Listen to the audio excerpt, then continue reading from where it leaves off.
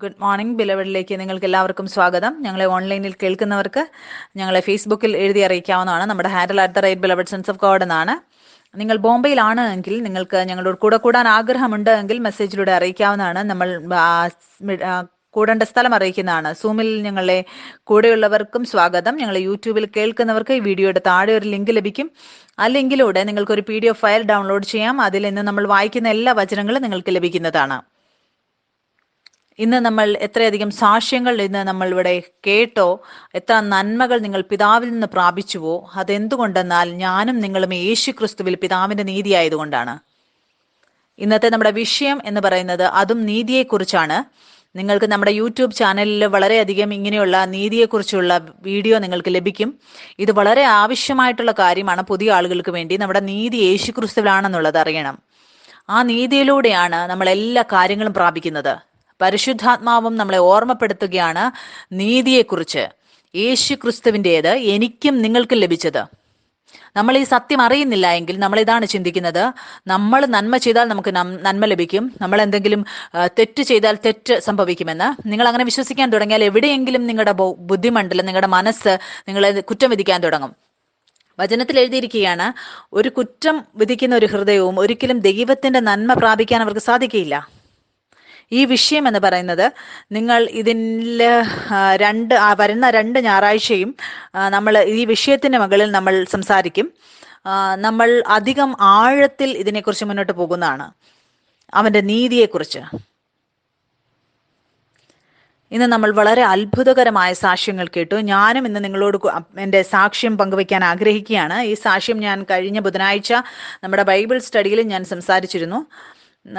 നിങ്ങൾക്കറിയാമോ, beloved church നമ്മുടെ പ്രസംഗങ്ങൾ യൂട്യൂബിലുള്ളത്, അതും ലോകത്തിന്റെ ഓരോ മൂലയിലും അതെത്തുകയാണ്. ഇതിന്റെ എല്ലാം തുടക്കം ലോക്ക്ഡൌണിന്റെ സമയത്തായിരുന്നു. എല്ലാം അടഞ്ഞു കിടന്നപ്പോൾ നമ്മൾ സൂം മീറ്റിങ്ങിലൂടെയാണ് നമ്മൾ കണ്ടുമുട്ടിയിരുന്നത്. നമ്മൾ മീറ്റിംഗ് ചെയ്യുമായിരുന്നു. ആ വീഡിയോ റെക്കോർഡ് ആയിക്കൊണ്ടിരുന്നത് അത് എൻ്റെ അടുത്തുണ്ടായിരുന്നു. ഞാൻ ചിന്തിച്ചു, എന്തുകൊണ്ട് നമ്മളിത് യൂട്യൂബിൽ ഇടുന്നില്ല എന്ന് തോന്നി. ഞാൻ എഡിറ്റ് പോലും ചെയ്യുകയില്ലായിരുന്നു, ഞങ്ങൾ നേരെ ഇത് ഇടുമായിരുന്നു. പക്ഷേ ഈ വീഡിയോയിലൂടെ വളരെയധികം ആളുകൾ അനുഗ്രഹിക്കപ്പെട്ടു. അങ്ങനെ നമ്മുടെ ഒരു വീഡിയോ ഓസ്ട്രേലിയയിലെ ദേശത്ത്, അവിടെ അടുത്തൊരു ഐലൻഡ് ഉണ്ട്, അവിടെ അത് എത്തപ്പെട്ടു. ആ ഐലൻഡിന്റെ പേര് നാവറു എന്നാണ്. അവരെനിക്ക് മെസ്സേജ് അയച്ചു, ഞങ്ങൾ വളരെയധികം അനുഗ്രഹിക്കപ്പെട്ടു നിങ്ങളുടെ പ്രസംഗം കേട്ടതിലൂടെ, പുത്രത്വത്തിന്റെ യാഥാർത്ഥ്യത്തിൽ ഉണർന്നതിലൂടെ എന്ന്.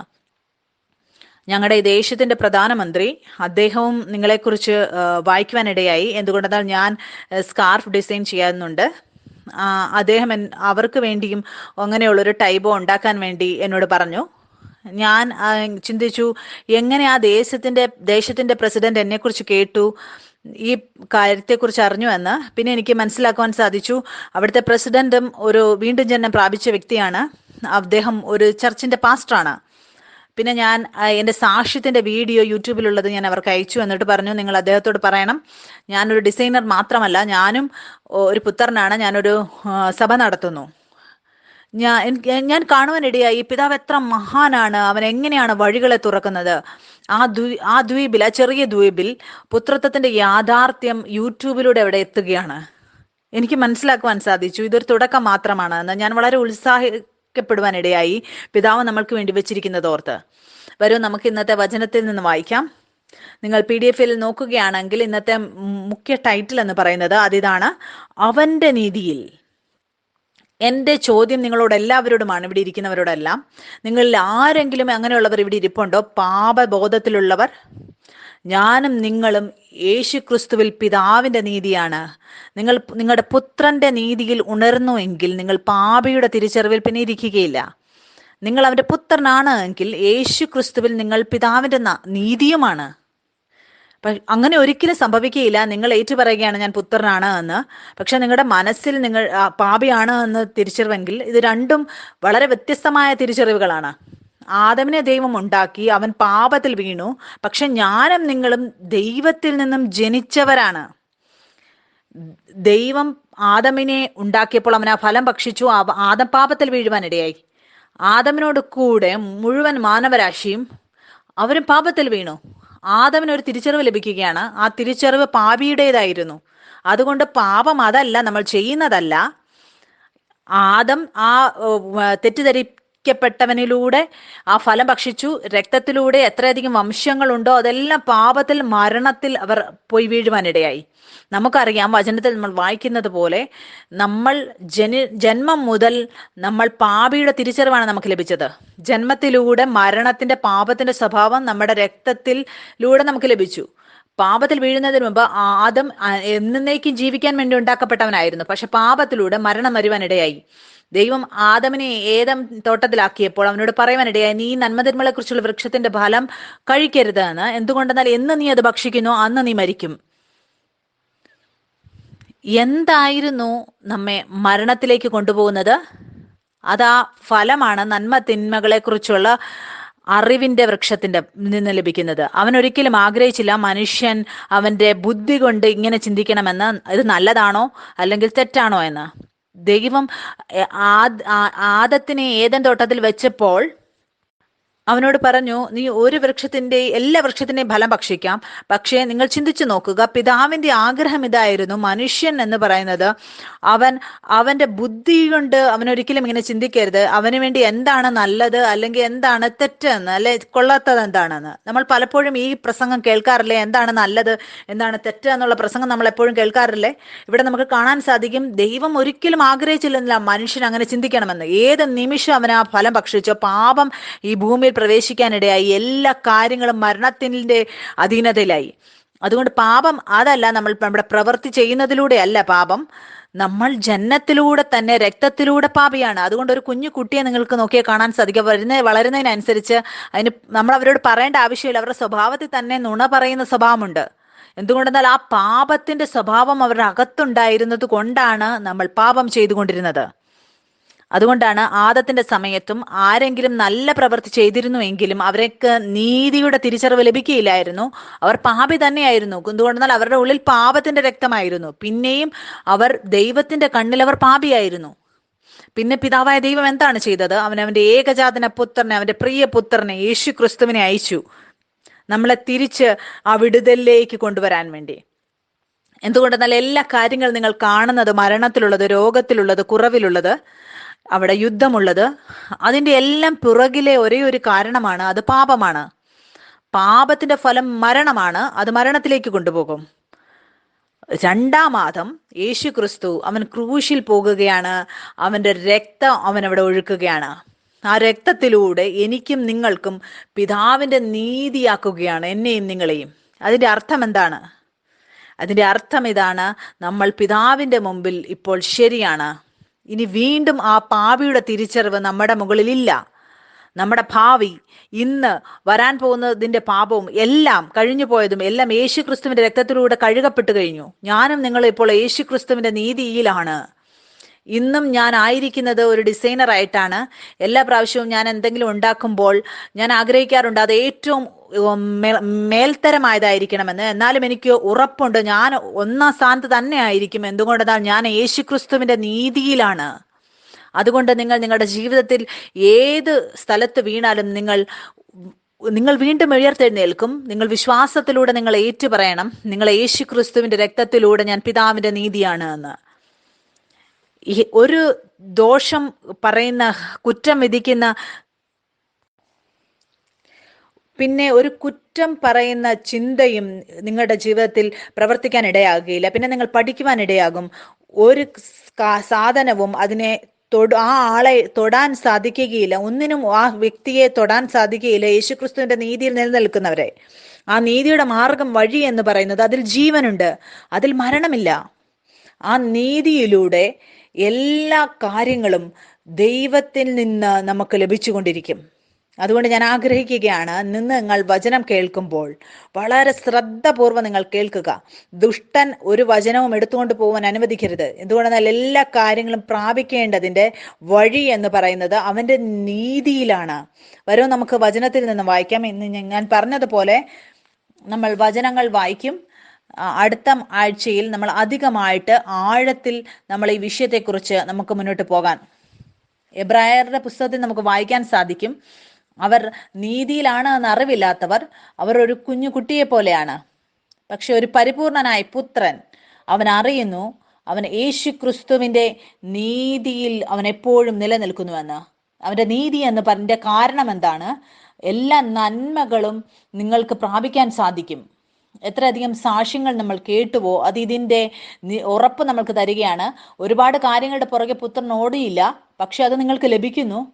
നിങ്ങൾ അത് സാക്ഷ്യം പറയുമ്പോൾ, സാക്ഷ്യം പറയുന്നതിലൂടെ, വചനത്തിൽ പറയുകയാണ് നിങ്ങൾ സാക്ഷ്യം പറയണമെന്ന്, അതിലൂടെ പിതാവിന് മഹത്വം ലഭിക്കുകയാണ്. മറ്റൊരാൾക്ക് അതൊരു പ്രവചനത്തിന്റെ രീതിയിൽ അത് പ്രവർത്തിക്കുകയാണ്. നമ്മൾക്ക് ലഭിച്ച നന്മ അത് കേൾക്കുന്നവർക്കും ആ സാക്ഷ്യം, ആ നന്മ അവർക്കും ലഭിക്കുവാനിടയാകും.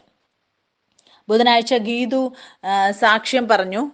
ഋഷി ആ സാക്ഷ്യം കേൾക്കുകയാണ്, എന്നിട്ട് വീട്ടിലേക്ക് പോവുകയാണ്. അവനോട് അവരുടെ പിതാവ് പറയുകയാണ്, മകനെ, ഈ ഫ്ലാറ്റിന്റെ, നിനക്ക് വേണ്ടിയുള്ള ഫ്ലാറ്റിന്റെ ചാവിയാണ് ഇത് എന്ന്. അവൻ ചിന്തിക്കുകയാണ്, ഇതാ നന്മയല്ലേ ഗീതു സാക്ഷ്യം പറഞ്ഞതിലൂടെ കേട്ടത്. ഈ നന്മ കൂടിക്കൊണ്ടിരിക്കുകയാണ്. എന്തുകൊണ്ട്? നമ്മളെല്ലാവരും ക്രിസ്തുവിൽ ഒരു ദേഹമാണ്. അതുകൊണ്ട് ഞാൻ എല്ലാവരെയും ഉത്സാഹിപ്പിക്കാൻ ആഗ്രഹിക്കുന്നു വചനം കേൾക്കാൻ വേണ്ടി. നിങ്ങൾ വചനം കേൾക്കുമ്പോൾ നിങ്ങൾ ഗ്രഹിക്കുകയാണ്, നമ്മൾ ശരീരത്തിൽ നമ്മൾ ഭക്ഷണം കഴിക്കുന്നു. ഈ വചനം നമ്മുടെ ആത്മാവിന്റെ ഭക്ഷണമാണ്. ആദം, അവൻ മനുഷ്യജാതിയായിരുന്നു. പിതാവായ ദൈവം യേശു ക്രിസ്തുവിനെ അയക്കുകയാണ് നമ്മളെ എല്ലാവരെയും വിടുവിച്ച്, ആ മേഖലയിൽ നിന്ന് വിടുവിച്ച് ആ സ്വർഗത്തിന്റെ മേഖലയിലേക്ക് കൊണ്ടുപോകാൻ. അതുകൊണ്ട് ഞാനും നിങ്ങൾ ഈ ലോകത്തിൽ നിന്നുള്ളവരല്ല, നമ്മൾ ആ സ്വർഗത്തിൽ നിന്ന് ജനിച്ചവരാണ്. മുന്നോട്ട് നമുക്ക് വായിക്കാം. മത്തായി എഴുതിയ സുവിശേഷം അതിന്റെ 6-ാം അധ്യായം 25-ാം വാക്യം മുതൽ.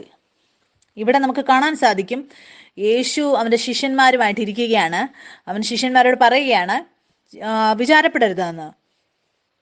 നമുക്കിവിടെ വായിക്കാം. ഇവിടെ എഴുതിയിരിക്കുകയാണ്, അതുകൊണ്ട് ഞാൻ നിങ്ങളോട് പറയുന്നത്, എന്ത് തിന്നും എന്ത് കുടിക്കും എന്ന് നിങ്ങളുടെ ജീവനായിക്കൊണ്ടും എന്തൊടുക്കുമെന്ന് ശരീരത്തിനായിക്കൊണ്ടും വിചാരപ്പെടരുത്. ആഹാരത്തെക്കാൾ ജീവനും ഉടുപ്പിനേക്കാൾ ശരീരവും വലുതല്ലയോ? ആകാശത്തിലെ പറവകളെ നോക്കുവിൻ, അവ വിതയ്ക്കുന്നില്ല, കൊയ്യുന്നില്ല, കളപ്പുരയിൽ കൂട്ടിവെക്കുന്നതുമില്ല. അവർക്ക് വേണ്ടി അവരൊന്നും ചിന്തിക്കുന്നില്ല. എങ്കിലും സ്വർഗസ്ഥനായ നിങ്ങളുടെ പിതാവ് അവയെ പുലർത്തുന്നു. അവയേക്കാൾ നിങ്ങൾ ഏറ്റവും വിശേഷതയുള്ളവരല്ലോ. വിചാരപ്പെടുന്നതിനാൽ തന്റെ നീളത്തോട് 1 മുഴം കൂട്ടുവാൻ നിങ്ങൾ ആർക്ക് കഴിയും? ഉടുപ്പിനെ കുറിച്ച് വിചാരപ്പെടുന്നതുമെന്ത്? വയലിലെ താമര എങ്ങനെ വളരുന്നു എന്ന് നിരൂപിപ്പീൻ. അവ അധ്വാനിക്കുന്നില്ല, നൂൽക്കുന്നതുമില്ല. എന്നാൽ ശലോമൻ പോലും തന്റെ സർവ്വമഹത്വത്തിലും ഇവയിൽ ഒന്നിനോളം ചമഞ്ഞിരുന്നില്ല എന്ന് ഞാൻ നിങ്ങളോട് പറയുന്നു. ഇന്നുള്ളതും നാളെ അടുപ്പിലിടുന്നതുമായ വയലിലെ പുല്ലിനെ ദൈവം ഇങ്ങനെ ചമയ്ക്കുന്നുവെങ്കിൽ അല്പവിശ്വാസികളെ, നിങ്ങളെ എത്രയധികം. ആകയാൽ നാം എന്തു തിന്നും എന്തു കുടിക്കുമെന്ന് എന്തൊടുക്കും എന്നിങ്ങനെ നിങ്ങൾ വിചാരപ്പെടരുത്. ഈ വകയൊക്കെയും ജാതികൾ അന്വേഷിക്കുന്നു. അന്യജാതികൾ ആരാണ്? നിങ്ങൾക്കറിയാം, എത്രയധികം ഇസ്രയേലരുണ്ടായിരുന്നു. അവരോട് ദൈവം ഒരു അന്യജാതി, മറ്റുള്ള ജാതി ആരാണ്? എത്രയധികം ഇസ്രയേലരുണ്ടായിരുന്നു. അവർക്കൊരു വാഗ്ദത്തം പിതാവ് കൊടുത്തിരുന്നു. ജാതികളായിട്ടുള്ള, ഇസ്രയേലിന് പുറത്തുള്ളവരെല്ലാം ജാതികളായിട്ട് എണ്ണപ്പെട്ടിരുന്നു. ആ സമയത്ത് ഞാനും നിങ്ങളും ജാതികളുടെ ആ എണ്ണപ്പെട്ട കൂട്ടത്തിലായിരുന്നു. അത് അവരെക്കുറിച്ചാണ് പറയുന്നത്. അവർ ചിന്തിക്കുമായിരുന്നു, നമ്മൾ എന്ത് തിന്നും എന്ത് കുടിക്കും എന്ത് ഉടുക്കുമെന്ന്. അവർക്ക് അവരുടെ ജീവിതത്തിന് വേണ്ടി അവർക്ക് എല്ലാം ചിന്തിക്കേണ്ട ആവശ്യമുണ്ടായിരുന്നു. അവർക്കൊരു പിതാവില്ല. പക്ഷേ എന്റെയും നിങ്ങളുടെയും വിഷയത്തിൽ ഇപ്പോൾ നമുക്കൊരു പിതാവുണ്ട്. അവനറിയാം നമ്മുടെ ആവശ്യം എന്താണെന്ന്. അതുകൊണ്ട് മുന്നോട്ട് വചനത്തിൽ എഴുതിയിരിക്കുകയാണ്, മുമ്പേ അവന്റെ രാജ്യവും നീതിയും അന്വേഷിപ്പിൻ, അതോടുകൂടെ ഇതൊക്കെ നിങ്ങൾക്ക് കിട്ടും. എങ്ങനെയാണ് പിതാവിന്റെ രീതി അവന്റെ മക്കൾക്ക് എല്ലാ കാര്യങ്ങളും കൊടുക്കാനുള്ളതിന്റെ? നിങ്ങൾക്ക് സ്വർഗീയ പിതാവുണ്ടോ? എത്ര ആളുകൾ വീണ്ടും ജന്മം പ്രാപിച്ചിട്ടുണ്ട്? നിങ്ങൾ നിങ്ങളുടെ തിരിച്ച് വീട്ടിൽ പിതാവിന്റെ ഭവനത്തിൽ വന്നിരിക്കുന്നു എന്ന് നിങ്ങൾക്കറിയാം. ഞാനും നിങ്ങളും അതെ അവന്റെ വീട്ടിൽ തിരിച്ചു വന്നിരിക്കുകയാണ്. അടുത്ത പ്രവൃത്തി എന്താണ് ചെയ്യേണ്ടത്? വചനത്തിൽ എഴുതിയിരിക്കുകയാണ്, ആദ്യം മുമ്പേ അവന്റെ രാജ്യവും നീതിയും അന്വേഷിപ്പിൻ. നമ്മളിപ്പോൾ അവന്റെ രാജ്യത്തിലാണ്. രണ്ടാമത് എന്താണ്? അവന്റെ നീതി. അവൻ നമ്മളെ ഇതിന് യോഗ്യരാക്കി. ഇതിലൂടെ നിങ്ങൾ എത്രയധികം ഈ തിരിച്ചറിവിൽ ഉണരുന്നുവോ, നിങ്ങൾ യേശു ക്രിസ്തുവിൽ പിതാവിന്റെ നീതിയാണെന്നുള്ളതിൽ, പിതാവ് പിന്നെ ആ എല്ലാ അവകാശങ്ങളും അതെല്ലാം നിങ്ങൾക്ക് തരാൻ തുടങ്ങും. ഈ അറിവ്, ഈ ചിന്തയിലൂടെ പിതാവിന് നന്ദി അർപ്പിക്കുമ്പോൾ, നന്ദി പിതാവേ, യേശു ക്രിസ്തുവിലൂടെ ആ രക്തത്തിലൂടെ എനിക്ക് നീതിയുടെ സ്ഥാനം ലഭിച്ചതിന്. ഒരു ഉദാഹരണം എപ്പോഴും നമ്മൾ പറയാറുണ്ട്, ഒരു രാജാവിന് ഒരു മകനുണ്ട്. ആ എല്ലാ അവകാശങ്ങളും അവന് ലഭിക്കുവാനിടയാകും. എന്തുകൊണ്ടെന്നാൽ അവൻ ആ രാജാവിന്റെ രക്തത്തിലൂടെ ജനിച്ച സന്തതി ആയതുകൊണ്ട്. ഞാനും നിങ്ങളും നമ്മുടെ എല്ലാ അവകാശങ്ങളും നമ്മുടെ മക്കൾക്ക് കൊടുക്കും. എന്തുകൊണ്ടെന്നാൽ അവർ നമ്മിൽ നിന്നും ജനിച്ചതായതുകൊണ്ട്. അത് അവരെന്തെങ്കിലും പ്രവൃത്തി ചെയ്യുന്നത് കൊണ്ടല്ല. എല്ലാ അവകാശങ്ങളും അവർക്ക് പ്രാപിക്കാൻ ഇടയാകും ആ രക്തത്തിലൂടെ. അതേ രീതിയിൽ യേശു ക്രിസ്തുവിന്റെ രക്തത്തിലൂടെ ഞാനും നിങ്ങളും ഇപ്പോൾ പിതാവിന്റെ മക്കളായിരിക്കുകയാണ്. അവന്റെ രക്തത്തിലൂടെ നമ്മൾ ആ എല്ലാ നന്മകളും നമ്മൾ പ്രാപിക്കുവാനിടയാകും. അതുകൊണ്ട് സാത്താൻ ഈ സാധാരണ സത്യമായിട്ടുള്ള സത്യം നിങ്ങളിലേക്ക് എത്തിപ്പെടാൻ അവൻ ആഗ്രഹിക്കുന്നില്ല. ഇതാണ് നിങ്ങൾ നിങ്ങളുടെ നീതിയിൽ ആണ് എന്നുള്ളതിൽ അവന്റെ നീതിയിലാണ് നിങ്ങൾ ഇപ്പോൾ ആയിരിക്കുന്നത്. യേശു ക്രിസ്തു എനിക്കും നിങ്ങൾക്കും വേണ്ടി ക്രൂശിൽ പോയി. അവൻ എല്ലാ നിയമങ്ങളും അവനവിടെ പൂർത്തീകരിച്ചു. ഇപ്പോൾ ഞാനും നിങ്ങളും പിതാവിന്റെ മുമ്പിൽ നന്മയായി ആ നീതിയിൽ നിലനിൽക്കാൻ വേണ്ടി. അതുകൊണ്ട് അവൻ പാപിയല്ല, സ്വയം പാപമായി തീർന്നു. എന്തുകൊണ്ടെന്നാൽ ഞാനും നിങ്ങളും അവനിൽ പിതാവിന്റെ നീതിയാവേണ്ടതിന്. എന്തെന്നാൽ ദോഷം നിരൂപിക്കുന്ന ഹൃദയം പിതാവിൽ നിന്നുള്ള നന്മകൾ പ്രാപിക്കാൻ അത് വിരുദ്ധമാണ്. അതുകൊണ്ട് ദുഷ്ടൻ അങ്ങനെയുള്ള വിചാരങ്ങൾ കൊണ്ടിട്ട് നിങ്ങൾ ഈ നന്മകൾ പ്രാപിക്കരുതെന്ന്. ഇന്നലെ നിങ്ങൾ എന്താണ് ചെയ്തത്? എന്ത് വാക്കായിരുന്നു നിങ്ങളുടെ വായിൽ നിന്ന് വന്നത്? നിങ്ങളുടെ കണ്ണ് എന്താണ് കണ്ടത്? പിന്നെ നിങ്ങൾ ഈ ചിന്തകളെ ക്രിസ്തുവിനോടുള്ള അനുസരണത്തിലേക്ക് കൊണ്ടുവരുമ്പോൾ പിന്നെ നിങ്ങൾ പറയുകയാണ്, ഇല്ല, ആ വസ്തുക്കളെല്ലാം ഞാൻ പ്രാപിക്കും. എന്തുകൊണ്ട്? ഞാനെന്തെങ്കിലും ചെയ്തത് കൊണ്ടല്ല. എന്തുകൊണ്ടെന്നാൽ യേശു ക്രിസ്തു എനിക്ക് വേണ്ടി എന്താണ് ചെയ്തത്? നമ്മൾ എത്രയധികം അവന്റെ നീതിയിൽ നമ്മൾ ഉണരുന്നുവോ, പിന്നെ നമ്മൾ ഈ ലോകത്തിൽ നീതിയിൽ മാത്രമേ സഞ്ചരിക്കൂ. ഇവിടെ നമ്മൾ ജനത്തിൽ വായിച്ചു 2 കാര്യങ്ങൾ നമ്മൾ പഠിച്ചു. ആദ്യം അവന്റെ രാജ്യവും പിന്നെ അവന്റെ നീതിയും അന്വേഷിക്കണം. അതോടുകൂടെ എല്ലാ വസ്തുവും നമുക്ക് ലഭിക്കുമെന്ന്. ഇവിടെ 17-ാം വാക്യത്തിൽ നമുക്ക് വായിക്കാം, ഏകന്റെ ലംഘനത്താൽ മരണം ആ ഏകൻ നിമിത്തമാണെങ്കിൽ കൃപയുടെയും നീതിദാനത്തിന്റെയും സമൃദ്ധി ലഭിക്കുന്നവർ യേശുക്രിസ്തു എന്ന ഏകൻ നിമിത്തം എത്ര അധികമായി ജീവനിൽ വാഴും. ഇന്ന് നിങ്ങൾ ചിന്തിക്കുക, ആർക്കെങ്കിലും ഡോക്ടർ പറയുകയാണ് ക്യാൻസറിന്റെ റിപ്പോർട്ട് കൊടുക്കുകയാണെങ്കിൽ, അല്ലെങ്കിൽ ആർക്കെങ്കിലും ഒരു വളരെ കടത്തിലാണെങ്കിൽ എന്ത് കാരണത്തിൽ അവർ അതിൽ നിന്ന് പുറത്തു വരും, അല്ലെങ്കിൽ അവരൊരു അനുഗ്രഹം പ്രാപിക്കും? അങ്ങനെയുള്ളവരാണ് കൃപയുടെയും നീതിദാനത്തിന്റെയും വളരെയധികം സമൃദ്ധിയായി ലഭിക്കുന്നവർ. നീതിയുടെ ദാനം, അതിന്റെ അർത്ഥം എന്താണ്? അതിന്റെ സമ്മാനത്തിന്റെ അർത്ഥം അത് നിങ്ങൾ പ്രാപിക്കുന്നത് നിങ്ങൾ ചെയ്ത പ്രവൃത്തിയിലൂടെയല്ല, അല്ല ചെയ്യാൻ പോകുന്നതിലൂടെയല്ല. അതൊരു ഗിഫ്റ്റ് ആയിട്ടാണ്, അതൊരു ദാനമാണ്. അത് നന്മയും തിന്മയിലൂടെയല്ല, അത് യേശു എനിക്ക് വേണ്ടി ചെയ്തത്, ആ തിരിച്ചറിവ് എനിക്ക് തന്നത് അത് മൂലമാണ്. ഇന്ന് എന്തുകൊണ്ടാണ് കോർട്ടിൽ നിങ്ങൾക്കൊരു കേസ് ഉണ്ടെങ്കിൽ അതിൽ വിജയം നിങ്ങൾക്ക് ലഭിക്കുന്നത്? ഇത് സാക്ഷ്യമായിരുന്നു. കഴിഞ്ഞ ദിവസത്തെ ഒരു പുത്രൻ എൻ്റെ അടുത്ത് വന്നു. കോർട്ടിൽ കേസ് ഉണ്ടായിരുന്നു. അത് ഒരു സ്ഥലത്തിന്റെ മുകളിലായിരുന്നു. അദ്ദേഹം എന്നോട് പറഞ്ഞു, ഒരുപാട് ഡോക്യുമെന്റ്സ് അങ്ങനെയുള്ളവരുന്നുണ്ട്, വളരെയധികം ഡോക്യുമെന്റ്സ് ഇല്ല. ഞാൻ അവരോട് ഒരു കാര്യം മാത്രം പറഞ്ഞു, നിങ്ങൾ വിജയാളിയാണ്, നിങ്ങൾ അവന്റെ രക്തത്തിലൂടെയുള്ള സന്തതി ആയതുകൊണ്ട്. നമ്മുടെ അടുത്ത് ആ എല്ലാ ഡോക്യുമെന്റ്സും നമ്മുടെ അടുത്തുണ്ട്. പക്ഷെ നിങ്ങൾ കേസ് വാദിക്കാൻ പോകുമ്പോൾ നിങ്ങളുടെ വിശ്രമം ഈ കാര്യത്തിലായിരിക്കണം, ഞാൻ അവന്റെ പ്രിയ പുത്രനാണ് എന്നുള്ളതിൽ. ചിലപ്പോൾ നമ്മൾക്ക് മുഴുവൻ ഡോക്യുമെന്റ്സ് ഇല്ല എങ്കിൽ പോലും നിങ്ങൾ വിജയാളിയാകും. എന്തുകൊണ്ടെന്നാൽ നിങ്ങൾ അവന്റെ നീതിയിൽ നിലനിൽക്കുന്നത് കൊണ്ട്. പിന്നെ ആ വ്യക്തി കോർട്ടിൽ പോവുകയാണ് ആ തിരിച്ചറിവോട് കൂടെ. അപ്പോൾ എല്ലാ കേസിലും അതിൽ വിജയം ആവശ്യമുണ്ടായിരുന്നിടത്ത് വിജയം പ്രാപിച്ച് തിരിച്ചു വരികയാണ്. ഞാൻ എന്തുകൊണ്ടാണ് ഇത് നിങ്ങളോട് പറയുന്നത്? പുത്രൻ അവൻ വിജയാളിയാണ്. എന്തുകൊണ്ടെന്നാൽ അവൻ അറിയാം അവന്റെ സ്ഥലം, അവന്റെ നീതി അവന്റെ സ്വയനീതിയല്ല, യേശു ക്രിസ്തുവിന്റെ നീതിയിലാണ്. ഞാൻ ഈ ലോകത്തിൽ പ്രശ്നങ്ങൾ കാണുമ്പോൾ എൻ്റെ ജീവിതത്തിൽ ഞാൻ എപ്പോഴും നോക്കാറുണ്ട്, പിതാവ് ഈ വിഷയത്തിൽ എനിക്ക് വേണ്ടി എന്താണ് പറയുന്നത്. ഞാൻ പറയാറുണ്ട്, ഒരു പ്രശ്നവുമില്ല, എത്ര വലിയ പ്രശ്നമാണെങ്കിലും. എന്തുകൊണ്ടെന്നാൽ എനിക്കറിയാം എൻ്റെ വിഷയത്തിൽ ഒരു സത്യമുണ്ട്, ഞാൻ ക്രിസ്തുവിന്റെ നീതിയിലാണ് നിലനിൽക്കുന്നത്. ഇതേ ഒരു കാരണം കൊണ്ട് ഞാൻ വിജയാളിയേക്കാൾ മുകളിലാണ്. മുന്നോട്ട് നമുക്ക് വായിക്കാം. ഫിലിപ്പിയർ 3-ാം അധ്യായം അതിന്റെ 1-ാം വാക്യം മുതൽ. ഇവിടെ പൗലോസ് ഇങ്ങനെ എഴുതുകയാണ്, ഒടുവിൽ എന്റെ സഹോദരന്മാരെ കർത്താവിൽ സന്തോഷിപ്പിൻ. അതേ കാര്യം നിങ്ങൾക്ക് പിന്നെയും എഴുതുന്നതിൽ എനിക്ക് മടുപ്പില്ല. നിങ്ങൾക്കത് ഉറപ്പുമാകുന്നു. നായ്ക്കളെ സൂക്ഷിപ്പിൻ, ആകാത്ത വേലക്കാരെ സൂക്ഷിപ്പിൻ, വിച്ഛേദനക്കാരെ സൂക്ഷിപ്പിൻ, നാമുള്ള പരിച്ഛേദനക്കാർ. ദൈവത്തിന്റെ ആത്മാവ് കൊണ്ട് ആരാധിക്കുകയും ക്രിസ്തു യേശുവിൽ പ്രശംസിക്കുകയും ജഡത്തിൽ ആശ്രയിക്കാതിരിക്കുകയും ചെയ്യുന്ന നാം തന്നെ. പക്ഷെ എനിക്ക് ജഡത്തിലും ആശ്രയിപ്പാൻ വകയുണ്ട്. മറ്റാർക്കാനും ജഡത്തിൽ ആശ്രയിക്കാമെന്ന് തോന്നിയാൽ എനിക്കധികം. ഇവിടെ നമുക്ക് കാണാൻ സാധിക്കും, പൗലോസ് ആ കാര്യങ്ങൾ പറയുകയാണ്. അവൻ നേരത്തെ എല്ലാ കാര്യങ്ങളും ശരീരത്തിൽ ആ കാര്യങ്ങൾ ചെയ്തുകൊണ്ടിരുന്നു. അതായത് 8-ാം നാളിൽ പരിച്ഛേദനയേറ്റവൻ, ഇസ്രയേൽ ജാതിക്കാരൻ, ബെന്യാമീൻ ഗോത്രക്കാരൻ, എബ്രായരിൽ നിന്ന് ജനിച്ച എബ്രായൻ, ന്യായപ്രമാണം സംബന്ധിച്ച് പരീശൻ, ശുഷ്കാന്തി സംബന്ധിച്ച് സഭയെ ഉപദ്രവിച്ചവൻ, ന്യായപ്രമാണത്തിലെ നീതി സംബന്ധിച്ച് അനിന്യൻ. ഇവിടെ നമുക്ക് കാണാൻ സാധിക്കും എങ്ങനെ പൗലോസ് ആ കാര്യങ്ങൾ പറയുകയാണ്. അവൻ നേരത്തെ ശരീരത്തിൽ ചെയ്തുകൊണ്ടിരുന്നത്. അതിലൂടെ അവന് തോന്നുമായിരുന്നു അവൻ ഒരു ശരിയായ വഴിയിലാണ്, അവൻ നീതിയിൽ നിലനിൽക്കുന്നുവെന്ന്. പക്ഷെ മുന്നോട്ട് വചനത്തിൽ നമുക്ക് വായിക്കാൻ സാധിക്കും. നമുക്ക് വായിക്കാം, ഇവിടെ അവൻ പറഞ്ഞതുപോലെ ന്യായപ്രമാണത്തിലെ നീതി സംബന്ധിച്ച അനിന്യൻ. എങ്കിലും 7-ാം വാക്യത്തിൽ എഴുതിയിരിക്കുകയാണ്, എനിക്ക് ലാഭമായിരുന്നു ഒക്കെ ഞാൻ ക്രിസ്തു നിമിത്തം ഛേദമെന്നെണ്ണിയിരിക്കുന്നു. അത്രയുമല്ല, എൻ്റെ കർത്താവായ ക്രിസ്തു യേശുവിനെ കുറിച്ചുള്ള പരിജ്ഞാനത്തിന്റെ ശ്രേഷ്ഠത നിമിത്തം ഞാൻ ഇപ്പോഴും എല്ലാം ഛേദമെന്നെണ്ണുന്നു. ഞാൻ അവന്റെ നിമിത്തം എല്ലാം ഉപേക്ഷിച്ച് ചവറെന്നെണ്ണുന്നു, ക്രിസ്തുവിനെ പ്രാപിക്കാൻ വേണ്ടി. 9-ാം വാക്യത്തിൽ എഴുതിയിരിക്കുകയാണ്, ഞാൻ ക്രിസ്തുവിനെ നേടേണ്ടതിനും ന്യായപ്രമാണത്തിൽ നിന്നുള്ള എൻ്റെ സ്വന്തം നീതിയല്ല, ക്രിസ്തുവിങ്കലുള്ള വിശ്വാസം മൂലം ദൈവം വിശ്വസിക്കുന്നവർക്ക് നൽകുന്ന നീതി തന്നെ ലഭിച്ച് അവനിരിക്കേണ്ടതിനും. എന്റെയും നിങ്ങളുടെയും നീതി എങ്ങനെയാണ് വരുന്നത്? അത് വിശ്വാസത്തിലൂടെയാണ്. എത്ര ആളുകൾ ഇങ്ങനെയുള്ള ചിന്തയോടെ സഭയിൽ വരുന്നുണ്ട്, ദൈവമേ, ഞാൻ ചർച്ചിൽ ഇന്ന കാര്യങ്ങൾ ചെയ്യുന്നു, ഇന്ന കാര്യങ്ങളിൽ ഞാൻ പങ്കെടുക്കുന്നു, അതുകൊണ്ട് എനിക്ക് എല്ലാ നന്മകളും ലഭിക്കണമെന്ന്. നിങ്ങൾക്കറിയാമോ, ഞാൻ ബിലബഡിന്റെ തുടക്കം ചെയ്തപ്പോൾ, ഞാൻ ഈ സഭയെ സ്ഥാപിച്ചപ്പോൾ എൻ്റെ ഉള്ളിൽ പിതാവിലൂടെ ഇങ്ങനെ ഒരു ആഗ്രഹം ഉണ്ടായി. അങ്ങനെ വളരെയധികം ഒരു ജീവൻ എൻ്റെ ഉള്ളിൽ ഉണ്ടായിരുന്നു. ഞാൻ മറ്റുള്ളവരുമായി അത് ഷെയർ ചെയ്യാൻ ആഗ്രഹിച്ചു. അങ്ങനെ വളരെ രോഗങ്ങളിലൂടെ ഞാൻ ജയാളിയായി പുറത്തു വന്നതായിരുന്നു. ആ കാര്യങ്ങളെ, ആ വെളിപ്പാടിനെ ക്രിസ്തുവിന്റെ ശരീരത്തിലേക്ക് എത്തിക്കാൻ ഞാൻ ആഗ്രഹിച്ചു. ഞാൻ അറിഞ്ഞു, അത് അവന്റെ നീതിയിലൂടെയാണ് ഞാൻ അറിഞ്ഞത്. ഈ കാരണത്തിലൂടെയല്ല ഞാൻ അധികം പ്രാർത്ഥിച്ചത് കൊണ്ട്. എല്ലാം എനിക്ക് ലഭിക്കുന്നത് അവന്റെ നീതിയിലൂടെയാണ്.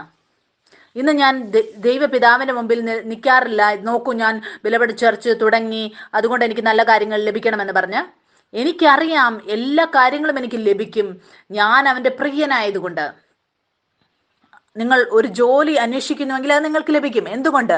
നിങ്ങൾ അവന്റെ പ്രിയനാണ്, നിങ്ങൾ അവന്റെ നീതിയിലാണ് നിലനിൽക്കുന്നത്. മുന്നോട്ട് വചനത്തിൽ നമുക്ക് വായിക്കാം. ഇവിടെ എഴുതിയിരിക്കുകയാണ്, അവനിൽ ഇരിക്കേണ്ടതിനും നീതി ക്രിസ്തുവിലുള്ള വിശ്വാസം മൂലം ദൈവം വിശ്വസിക്കുന്നവർക്ക് നൽകുന്ന നീതി തന്നെ ലഭിച്ച് അവനിൽ ഇരിക്കേണ്ടതിനും അവന്റെ മരണത്തോട് അനുരൂപപ്പെട്ടിട്ട് അവനെയും അവന്റെ പുനരുത്ഥാനത്തിന്റെ ശക്തിയെയും അവന്റെ കഷ്ടാനുഭവങ്ങളുടെ കൂട്ടായ്മയെയും അനുഭവിച്ചറിയേണ്ടതിനും. ഇങ്ങനെ വല്ല വിധാനെയും മരിച്ചവരുടെ ഇടയിൽ നിന്ന് പുനരുത്ഥാനം പ്രാപിക്കണമെന്നും വെച്ച് ഞാൻ അവന്റെ നിമിത്തം എല്ലാം ഉപേക്ഷിച്ച് ചവറെണ്ണുന്നു. നിങ്ങൾക്കറിയാമോ, നിങ്ങൾ നിങ്ങളുടെ ജീവിതത്തിൽ നിങ്ങൾ മരിക്കുന്നുവെന്ന്, പിന്നെ നിങ്ങൾ ജീവിച്ചെഴുന്നേൽക്കുകയാണ്. നിങ്ങൾക്കറിയാമോ, എൻ്റെ ശരീരത്തിൽ രോഗം വന്നപ്പോൾ ആ സമയത്ത് ഈ ചിന്തയിൽ എനിക്ക് ഉണരേണ്ടതായിട്ടുണ്ടായിരുന്നു, ഞാൻ മരിച്ചു കഴിഞ്ഞു. ഇപ്പോൾ അങ്ങനെയുള്ള എല്ലാ ശരീരത്തിൽ വരുന്ന ചിന്തകൾക്കും വേണ്ടിയും പിന്നെ ഞാൻ ആ സമാധാനത്തിന്റെ സ്ഥലത്തേക്ക് വരികയാണ്. അവിടെ ഞാൻ ഏറ്റുപറയാൻ തുടങ്ങി, ഇല്ല, ഇതെന്റെ സ്വഭാവത്തിലേ ഇല്ല, ഇപ്പോൾ ഞാൻ വിജയാളിയായിരിക്കുന്നത് പുതിയ സൃഷ്ടിയാണ്. ആ എല്ലാ ശബ്ദങ്ങളെയും പ്രയോജനമില്ലാത്തതിനെ ഞാൻ എടുത്തുകൊണ്ട് ക്രൂശിലേക്ക് പോയി. ആ ക്രൂശിന്റെ മറുവശത്ത് ആ പുനരുത്ഥാനത്തിന്റെ ജീവൻ ഞാൻ പ്രാപിക്കുവാനിടയായി. നമ്മൾ നമ്മുടെ ജീവിതത്തിന്റെ മേഖലകളിൽ അങ്ങനെയുള്ള ചിന്തകൾ നമ്മുടെ പ്രാണനിലേക്ക്, നമ്മുടെ ബുദ്ധിയിലേക്ക് വരുമ്പോൾ അതിലെ സംബന്ധിച്ച് നമ്മൾ മരിക്കുകയാണ്. പിന്നെ നമ്മൾ ആ മരണം കടന്ന് മറ്റൊരു സ്ഥലത്തെത്തുകയാണ്. അവിടെ നമുക്ക് പുനരുദ്ധാനത്തിന്റെ ശക്തി, നിത്യജീവൻ നമ്മുടേതാണ്. ഒരു ഉദാഹരണമായിട്ട് നമുക്ക് നോക്കാം. ഇവിടെ നിങ്ങൾക്കിവിടെ കാണാൻ സാധിക്കും, ഒരു ബോർഡുണ്ട്. ഇതൊരു ഭൂമിയാണെന്ന് കരുതുക. നിങ്ങൾ വിജയിച്ചിരിക്കുന്ന ഒരു ഭൂമി, നിങ്ങൾ ഇവിടെ വിജയാളികളായിരിക്കുന്നു. ഈ ഭൂമിയുടെ മുകളിൽ ഇത് നിങ്ങളുടെ വീടാണ്. ഈ അതിർത്തി രേഖ നിങ്ങൾ കാണുന്നു, അത് ഭാരതമാണെന്ന് കരുതുക. ആ ഭാരതത്തിനകത്ത് ഉള്ളവരെല്ലാം നമ്മൾ സ്വതന്ത്രരാണ്. ഇത് നമ്മൾക്ക് ലഭിച്ച സ്ഥലമാണ്. ഇപ്പോൾ ആരെങ്കിലും ശത്രു യുദ്ധം ചെയ്യാൻ വരികയാണെങ്കിൽ എവിടെയാണ് വരുന്നത്?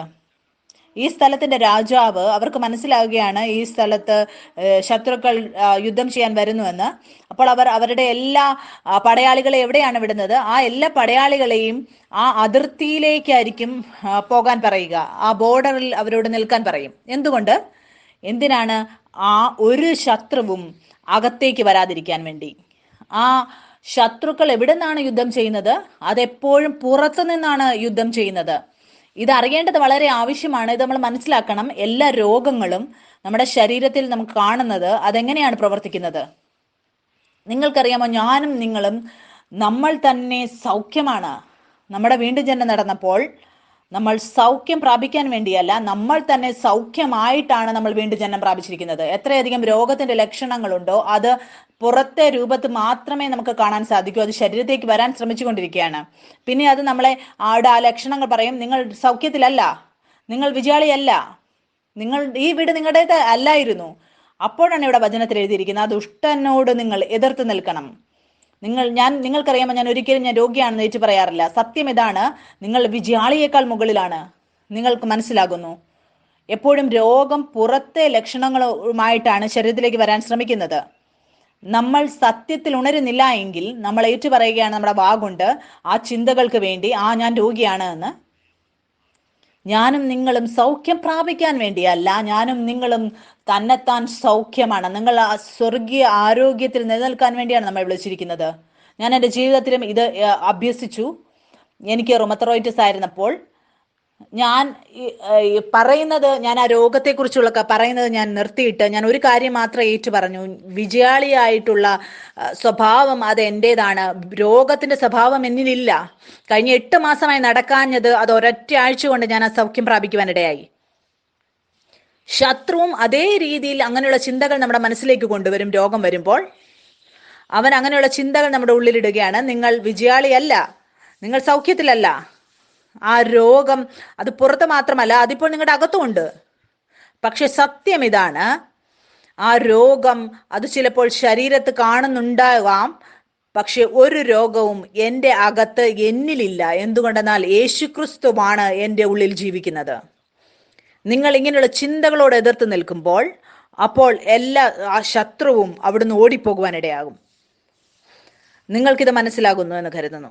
അടുത്ത പ്രാവശ്യം എന്തെങ്കിലും രോഗത്തിന്റെ ലക്ഷണം നിങ്ങളുടെ ശരീരത്തിൽ കണ്ടാൽ നിങ്ങൾ ഒരിക്കലും ഇത് ഏറ്റുപറയരുത്. അത് നിങ്ങളിലുണ്ട് എന്ന് അംഗീകരിക്കരുത്. നിങ്ങളുടെ ഉള്ളിലുണ്ടെന്ന്. നിങ്ങൾ ആ ബുദ്ധിമാനായ രാജാവിനെ പോലെ പ്രവർത്തിക്കുക. അവന്റെ പടയാളികളെയും അതിർത്തിയിലേക്ക് വിട്ടിട്ട് അതിനോട് എതിർത്ത് നിൽക്കുകയാണ്. എന്നിട്ട് ഏറ്റുപറയുകയാണ്, ഈ രോഗം എന്നിലില്ല, ജീവനാണ് എൻ്റെ ഉള്ളിൽ വസിക്കുന്നത്. നിങ്ങൾ അങ്ങനെ ചെയ്യാൻ പഠിക്കുമ്പോൾ ഒരു രോഗവും നിങ്ങളുടെ മുകളിൽ ഭാരമാകുകയില്ല.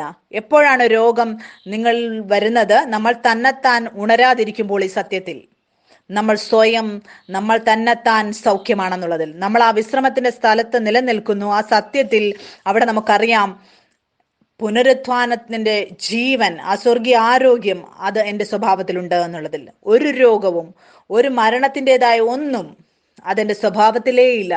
അതെൻ്റെ ഉള്ളിൽ വരാൻ അതിന് സാധിക്കുകയില്ല. യേശുക്രിസ്തുവാണ് എൻ്റെ ഉള്ളിൽ ജീവിക്കുന്നത്.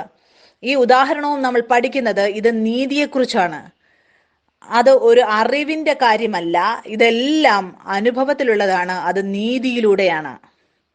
നീതിയിലൂടെ മാത്രമേ നമുക്കിതെല്ലാം പ്രാപിക്കാൻ സാധിക്കുകയുള്ളൂ. മുന്നോട്ട് നമുക്ക് സദൃശ്യവാക്യത്തിൽ നിന്നും ഇതിൽ നിന്ന് വായിക്കാം. എൻ്റെ ശരീരത്തിൽ ആ രോഗത്തിന്റെ ലക്ഷണങ്ങൾ വന്നപ്പോൾ എനിക്കറിയാമായിരുന്നു രോഗം എന്നിലല്ല, പക്ഷെ അത് ശ്രമിക്കുകയാണ് എങ്ങനെയെങ്കിലും അത് എൻ്റെ അകത്തേക്ക് കയറണമെന്ന്. എൻ്റെ അകത്ത് ഒരേ ഒരു കാര്യം മാത്രമേ ഉള്ളൂ, പുനരുത്ഥാന ജീവൻ. എത്രയധികം ഞാൻ ഈ സത്യത്തിൽ വിശ്രമിക്കുന്നോ എല്ലാ ശത്രുക്കളും ആ അതിർത്തിയിൽ നിൽക്കുന്നവൻ ഓടിപ്പോകുവാനിടയാകും. മുന്നോട്ട് നമുക്ക് വായിക്കാം. റോമർ 3-ാം അധ്യായം അതിലെ 19-ാം വാക്യത്തിൽ എഴുതിയിരിക്കുകയാണ്, ന്യായപ്രമാണം പറയുന്ന എല്ലാം ന്യായപ്രമാണത്തിന് കീഴുള്ളവരുടെ ആകുന്നു പ്രസ്താവിക്കുന്നു എന്ന് നാം അറിയുന്നു. നിങ്ങൾക്കറിയാമോ ന്യായപ്രമാണം എന്തിനാണ് തന്നത് എന്ന്? നമ്മളോട് കൂടെയുള്ള പുതിയ ആളുകൾക്ക് വേണ്ടി, അവരെ മനസ്സിലാക്കുവാൻ വേണ്ടി ഞാൻ ഒരു ഉദാഹരണം തരാൻ ആഗ്രഹിക്കുന്നു. നമുക്കിവിടെ കാണാൻ സാധിക്കും. നമുക്കിതിനെ 3 രീതിയിൽ തരംതിരിക്കാം. ആദ്യത്തെ ഭാഗം, 2-ാം ഭാഗം, 3-ാം ഭാഗം. ഒരു സമയം അത് ന്യായപ്രമാണത്തിന് മുമ്പുള്ള സമയം, അവിടെ അബ്രഹാം ജീവിച്ചിരുന്നു. ഒന്ന് ന്യായപ്രമാണത്തിന്റെ സമയം, ഒന്ന് ന്യായപ്രമാണത്തിന് ശേഷം ഇപ്പോൾ ഞാനും നിങ്ങളുമായിരിക്കുന്ന സ്ഥലം. നിങ്ങൾക്കറിയാമോ അബ്രഹാമിനെ നീതിമാൻ എന്ന് ദൈവം പറഞ്ഞു. ആദം പാപം ചെയ്തപ്പോൾ പാപം ഈ ഭൂമിയിലേക്ക് വന്നു. അബ്രഹാം ആ സമയത്ത് മുതലുള്ള ആളായിരുന്നു. ന്യായപ്രമാണം കൊടുക്കുന്നതിന് മുമ്പ് മനുഷ്യൻ അറിയുകയില്ലായിരുന്നു അവരുടെ ഉള്ളിൽ ഒരു പാപ സ്വഭാവമുണ്ട് എന്ന്. ഞാൻ ഇന്നും ആളുകളെ കാണുമ്പോൾ അവർ പറയാറുണ്ട്, ഞാൻ പാപിയല്ല, ഞാൻ എൻ്റെ കണ്ണിൽ ശരിയായ വ്യക്തിയാണ്. ഞാൻ അവരോട് അപ്പോൾ ചോദിക്കും, നിങ്ങൾ അതിൻ്റെ അർത്ഥം, പാപിയുടെ അർത്ഥം നിങ്ങൾ എന്താണ് മനസ്സിലാക്കുന്നത്? എന്നോടൊന്ന് പറയുക. ഞാൻ ആരെയും കൊന്നിട്ടില്ല, ഞാൻ എൻ്റെ ഭാര്യയുമായുള്ള കാര്യത്തിൽ വിശ്വസ്തനായിരുന്നു, ഞാൻ ഒരിക്കലും ആരുടെയും ഒന്നും കട്ടെടുത്തിട്ടില്ല. പിന്നെ ഞാൻ അവരോട് ചോദിക്കും, നിങ്ങൾ എപ്പോഴെങ്കിലും നുണ പറഞ്ഞിട്ടുണ്ടോ? നിങ്ങൾ ആരെയെങ്കിലും വ്യഭിചാരത്തിന്റെ കണ്ണോടെ നോക്കിയിട്ടുണ്ടോ?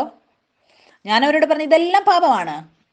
മനുഷ്യന്റെ കണ്ണിൽ മനുഷ്യൻ ചിന്തിക്കുന്നു അവർ നീതിമാന്മാരാണ് എന്ന്. പക്ഷെ ദൈവത്തിന്റെ ദൃഷ്ടിയിൽ മനുഷ്യജാതിയെ ഒരു രക്ഷകന്റെ ആവശ്യമുണ്ട്. ആ 10 കൽപ്പനകൾ, ആ ന്യായപ്രമാണം എന്തിനാണ് കൊടുത്തത്? മനുഷ്യൻ അറിയണം അവർ പാപികളാണ് എന്നും അവർക്കൊരു രക്ഷകന്റെ ആവശ്യമുണ്ട് എന്നും. സ്വർഗീയ പിതാവ് അറിഞ്ഞിരുന്നു ഒരു മനുഷ്യനും ന്യായപ്രമാണം പൂർത്തീകരിക്കാൻ സാധിക്കയില്ല എന്ന്. എല്ലാ മതങ്ങളും കർമ്മമാണ് പഠിപ്പിക്കുന്നത്. നിങ്ങൾ ചെയ്യുന്നത് നിങ്ങൾക്ക് ലഭിക്കും, അങ്ങനെ നിങ്ങൾക്ക് നന്മ ലഭിക്കുകയുള്ളൂ, ഇല്ലെങ്കിൽ തിന്മയാണ് നിങ്ങൾക്ക് ലഭിക്കുന്നത്. ഒരു നല്ല ജീവൻ മനുഷ്യൻ എങ്ങനെയാണ് ജീവിക്കാൻ സാധിക്കുന്നത്? പാപമില്ലാതെ. പാപം സ്വയം അവരുടെ രക്തത്തിന്റെ അംശങ്ങളിലുള്ളപ്പോൾ, ആദം പാപം ചെയ്തപ്പോൾ പാപം അവന്റെ രക്തത്തിലേക്ക് വന്നു. ആ രക്തത്തിലൂടെ എത്രയധികം ആളുകൾ ജനിച്ചു, അവരെല്ലാം പാപത്തിലാണ് ജനിച്ചത്. അതുകൊണ്ട് ഇന്നത്തെ സ്ഥലത്ത് എൻ്റെ രക്തത്തിലൂടെയല്ല, യേശു ക്രിസ്തുവിന്റെ രക്തത്തിലൂടെ നമ്മൾ നീതിമാന്മാരായിരിക്കുകയാണ്. മുന്നോട്ട് വചനത്തെ നമുക്ക് വായിക്കാം. ന്യായപ്രമാണം എന്തിനാണ് തന്നത് എന്ന്. എന്തിനാണ്? എല്ലാ വായും അടഞ്ഞ് സർവ്വലോകവും ദൈവത്തിന്റെ സ്ഥാനത്തിൽ ശിക്ഷായോഗ്യമായി തീരേണ്ടതിനത്രേ. അതിന്റെ ആവശ്യം എന്താണ്? എല്ലാവർക്കും ഒരു രക്ഷകന്റെ ആവശ്യമുണ്ടായിരുന്നു. അത് ഞാനോ നിങ്ങളോ ആരാണെങ്കിലും. നിങ്ങൾക്കറിയാമോ, എല്ലാ മനുഷ്യനും അവരുടെ ഉള്ളിൽ അറിയുന്നു അവർ പാപികളാണ് എന്ന്.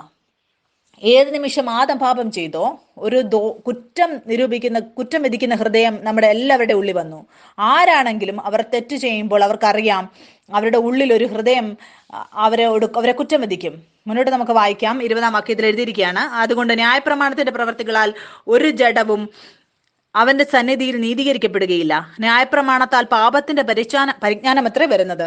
ഇപ്പോഴേ ദൈവത്തിന്റെ നീതി വിശ്വസിക്കുന്ന എല്ലാവർക്കും യേശുക്രിസ്തുവിങ്കലെ വിശ്വാസത്താലുള്ള ദൈവനീതി തന്നെ ന്യായപ്രമാണം കൂടാതെ വെളിപ്പെട്ട് വന്നിരിക്കുന്നു. അത് ന്യായപ്രമാണവും പ്രവാചകന്മാരും സാക്ഷ്യം പറയുന്നു. ഒരു വ്യത്യാസവുമില്ല. എല്ലാവരും പാപം ചെയ്ത് ദൈവ തേജസ് ഇല്ലാത്തവരായി തീർന്നു.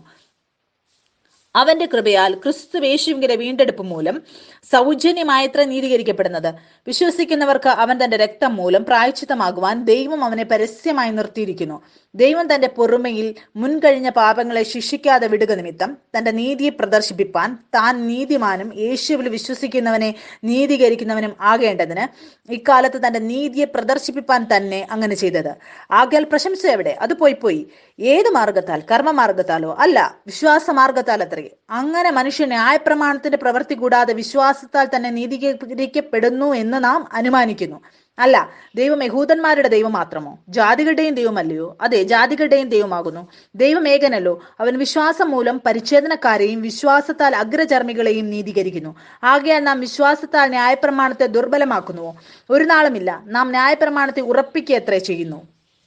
ഇവിടെ നമ്മൾ വായിച്ചു, ദൈവം ഈ വചനത്തിലൂടെ എന്താണ് പറയാൻ ആഗ്രഹിക്കുന്നത്? സ്വർഗീയ പിതാവ് യേശു ക്രിസ്തുവിനെ എന്റെയും നിങ്ങളുടെയും സ്ഥാനത്തേക്ക് അയച്ചു.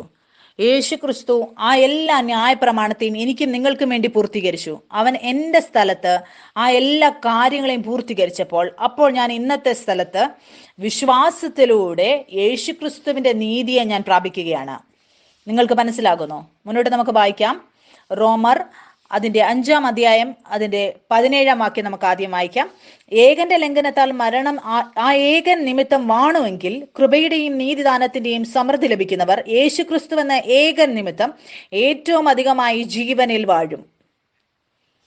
മുന്നോട്ട് നമുക്ക് 12-ാം വാക്യം മുതൽ വായിക്കാം. ഇതേ അധ്യായത്തിന്റെ ഇവിടെ എഴുതിയിരിക്കുകയാണ്, അതുകൊണ്ട് ഏക മനുഷ്യനാൽ പാപവും പാപത്താൽ മരണവും ലോകത്തിൽ കടന്നു. ഇങ്ങനെ എല്ലാവരും പാപം ചെയ്യുകയാൽ മരണം സകല മനുഷ്യരിലും പരന്നിരുന്നു. എങ്ങനെയാണ് മരണം എല്ലാ മനുഷ്യരിലും വന്നത്? ആദം ഒരേ ഒരാൾ, അവൻ പാപം ചെയ്തു. അതുകൊണ്ട് എല്ലാവരും പാപികളായി തീർന്നു. ഇതിനെ നമുക്ക് ഇങ്ങനെ കാണാൻ സാധിക്കും. ആദം പാപം ചെയ്തപ്പോൾ അവൻ പാപിയായി. അവനിലൂടെ ജനിച്ച സന്തതികളെല്ലാം അവരും എന്തായി? പാപികളായി ജനിച്ചു. പാപത്തിലാണ് അവർ ജനിച്ചത്, പാപത്തിന്റെ തിരിച്ചറിവിൽ. ഇപ്പോൾ ഞാനും നിങ്ങളും യേശു ക്രിസ്തുവിലൂടെ അവന്റെ രക്തത്തിലൂടെ ആ വീണ്ടും ജന്മം പ്രാപിച്ചിരിക്കുകയാണ്. എല്ലാ ശാപങ്ങളും മരണത്തിന്റെ രോഗങ്ങളും നിങ്ങളുടെ പിതാക്കന്മാരിലൂടെ വന്നുകൊണ്ടിരുന്നത്, അതിന് ഇനി നിങ്ങളുടെ മേൽ അധികാരമില്ല. നിങ്ങളുടെ രക്തം DNA അത് മാറിയിരിക്കുകയാണ്. യേശു ക്രിസ്തുവിൽ ഒരു രോഗത്തിനും സ്ഥാനമില്ല. ആ സ്വഭാവമാണ് ഇപ്പോൾ എന്റെയും നിങ്ങളുടെ ഉള്ളിലുള്ളത്. നമ്മളിവിടെ വചനത്തിൽ വായിച്ചതുപോലെ, അതുകൊണ്ട് ഏക മനുഷ്യനാൽ പാപവും പാപത്താൽ മരണവും ലോകത്തിൽ കടന്നു. ഇങ്ങനെ എല്ലാവരും പാപം ചെയ്യിക്കാൻ മരണം സകല മനുഷ്യരിലും പകർന്നിരിക്കുന്നു. എന്തുകൊണ്ടെന്നാൽ എല്ലാവരും പാപം ചെയ്തിരിക്കുന്നു. നിങ്ങൾക്കിത് കാണാൻ സാധിക്കുന്നുണ്ടോ? ജന്നത്തിലൂടെ ആദമിൽ നിന്ന് ജനിച്ചവരെല്ലാം പാപികളായിരുന്നു. അതുകൊണ്ട് പാപം നിങ്ങൾ ചെയ്യുന്നതല്ല, പക്ഷെ നിങ്ങളുടെ ജന്മം തന്നെ പാപത്തിലാണ് ആയിരിക്കുന്നത്. യേശു ക്രിസ്തുവിൽ നമ്മുടെ വീണ്ടും ജന്മം നടന്നിരിക്കുകയാണ്, എൻ്റെയും നിങ്ങളുടെയും നീതിയിൽ. ചിലപ്പോൾ വളരെയധികം ആളുകൾക്ക് ഇത് വലിയ ഗംഭീരമായിട്ടുള്ള കാര്യമായിരിക്കാം. പക്ഷെ ഞാൻ നിങ്ങൾക്ക് ഉറപ്പ് തരാൻ ആഗ്രഹിക്കുന്നു, നിങ്ങൾ എത്രയധികം ഈ സത്യത്തിൽ ഉണരുന്നുവോ, ഇപ്പോൾ ഈ നിമിഷം എല്ലാ രോഗങ്ങളും നിങ്ങളുടെ ശരീരത്തിൽ കാണുന്നത് അത് നിങ്ങളെ വിട്ടുപോകുവാൻ ഇടയാകും. എന്തുകൊണ്ടാണ്? ഞാൻ അറിയുന്നു സത്യവചനത്തിന് വളരെ വലിയ ശക്തിയുണ്ട്. മുന്നോട്ട് എഴുതിയിരിക്കുകയാണ്, ഇങ്ങനെ എല്ലാവരും പാപം ചെയ്യുകയാൽ മരണം സകല മനുഷ്യരിലും പരന്നിരിക്കുന്നു. പാപമോ ന്യായപ്രമാണം വരെ ലോകത്തിലുണ്ടായിരുന്നു, എന്നാൽ ന്യായപ്രമാണം ഇല്ലാതിരിക്കുമ്പോൾ പാപത്തെ കണക്കിടുന്നില്ല. നമ്മൾ അറിയുന്നു ആദം പാപം ചെയ്തപ്പോൾ പാപം ഈ ലോകത്തിലേക്ക് വന്നുവെന്ന്. പക്ഷേ ആളുകൾ അറിഞ്ഞിരുന്നില്ല പാപം അവരുടെ ഓരോ അംശങ്ങളിലും ഉണ്ട് എന്ന്. ആളുകൾ 1000 വർഷം വരെ ജീവിച്ചിരുന്നു, പിന്നെ അത് 700 വർഷം വരെയായി, പിന്നെ അത് 500 വർഷത്തേക്ക് ജീവിക്കാൻ തുടങ്ങി. അങ്ങനെ കുറവിലേക്ക്, മരണത്തിലേക്ക് അവർ വളർന്നുകൊണ്ടിരുന്നു. പക്ഷെ ആ സമയത്ത് ഒരു കുറ്റം വിധിക്കുന്ന ഹൃദയം അവരുടെ ഉള്ളിലില്ലായിരുന്നു. അങ്ങനെ ഒരു നിയമവും അവർക്ക് ഇത് ശരിയാണ് തെറ്റാണെന്ന് പറയാൻ വേണ്ടിയില്ലായിരുന്നു.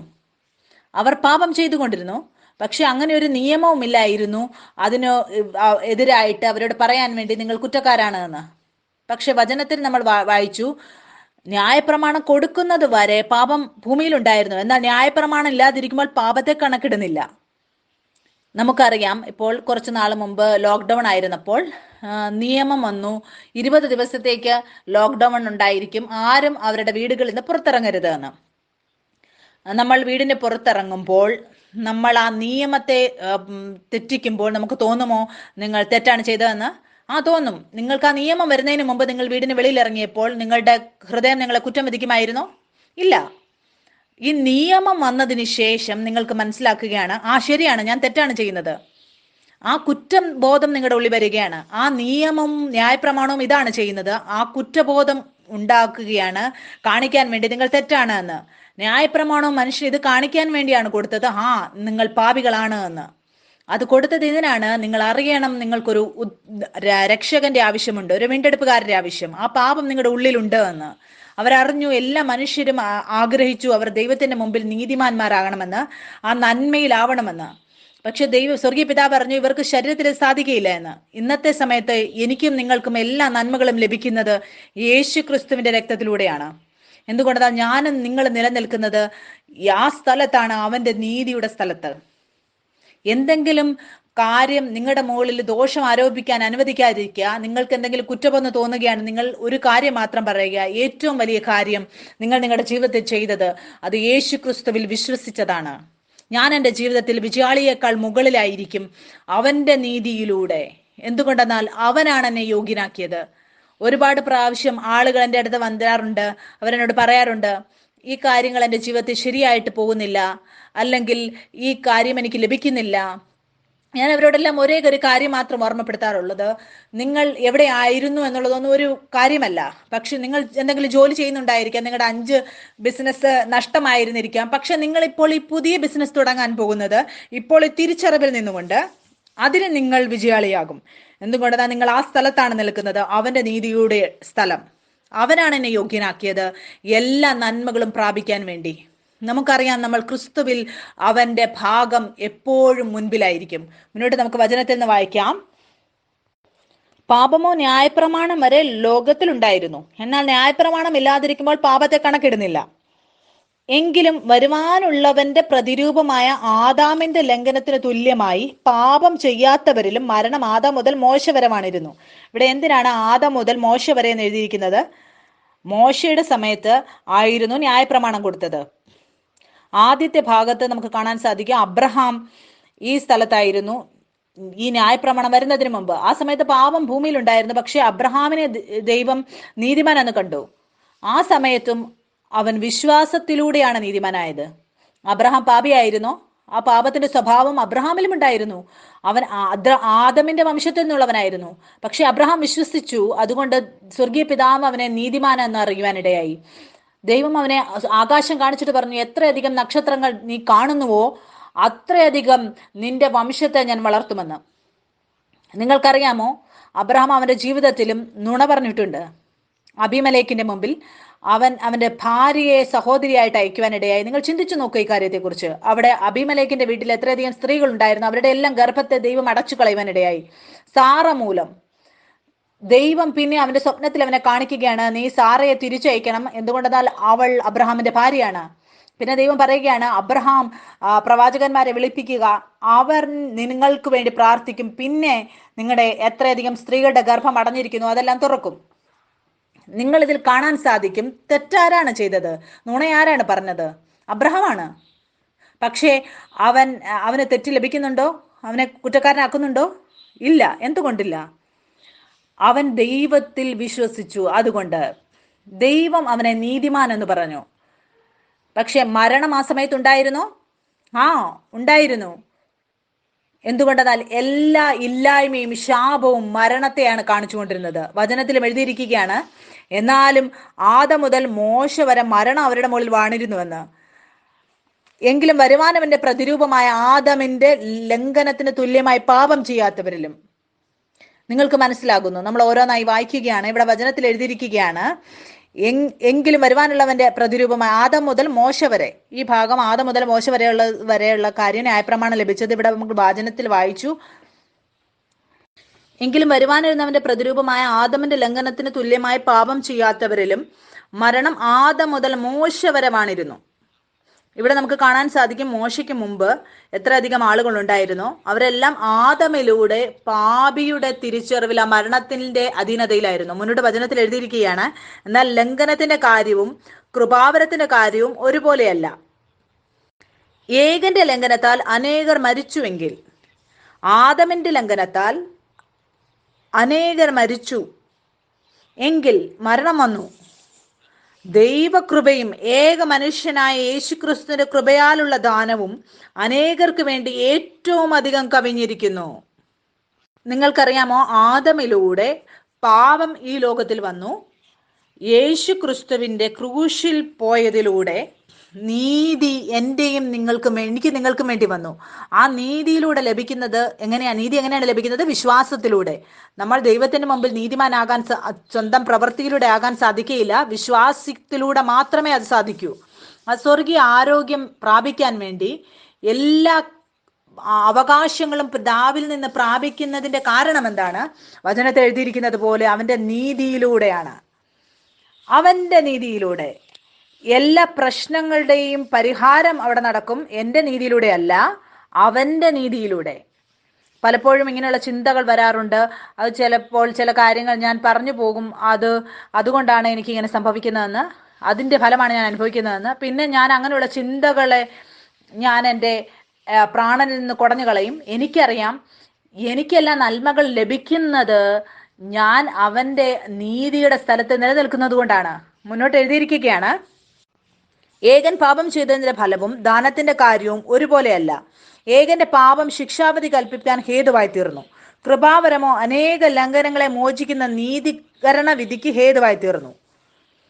ഏകന്റെ ലംഘനത്താൽ മരണം ആ ഏകൻ നിമിത്തം മാണുവെങ്കിൽ കൃപയുടെയും നീതിദാനത്തിന്റെയും സമൃദ്ധി ലഭിക്കുന്നവർ ക്രിസ്തു എന്ന ഏകൻ നിമിത്തം ഏറ്റവും അധികമായി ജീവനുള്ളവർ. ഇവിടെ നമുക്ക് കാണാൻ സാധിക്കും, മുന്നോട്ട് എഴുതിയിരിക്കുകയാണ്, എന്നാൽ ലംഘനത്തിന്റെ കാര്യവും കൃപാവരത്തിന്റെ കാര്യവും ഒരുപോലെയല്ല. ഏകന്റെ ലംഘനത്താൽ അനേകർ മരിച്ചുവെങ്കിൽ ദൈവകൃപയും ഏക മനുഷ്യനായ യേശുക്രിസ്തുവിന്റെ കൃപയാലുള്ള ദാനവും അനേകർക്ക് വേണ്ടി ഏറ്റവും അധികം കവിഞ്ഞിരിക്കുന്നു.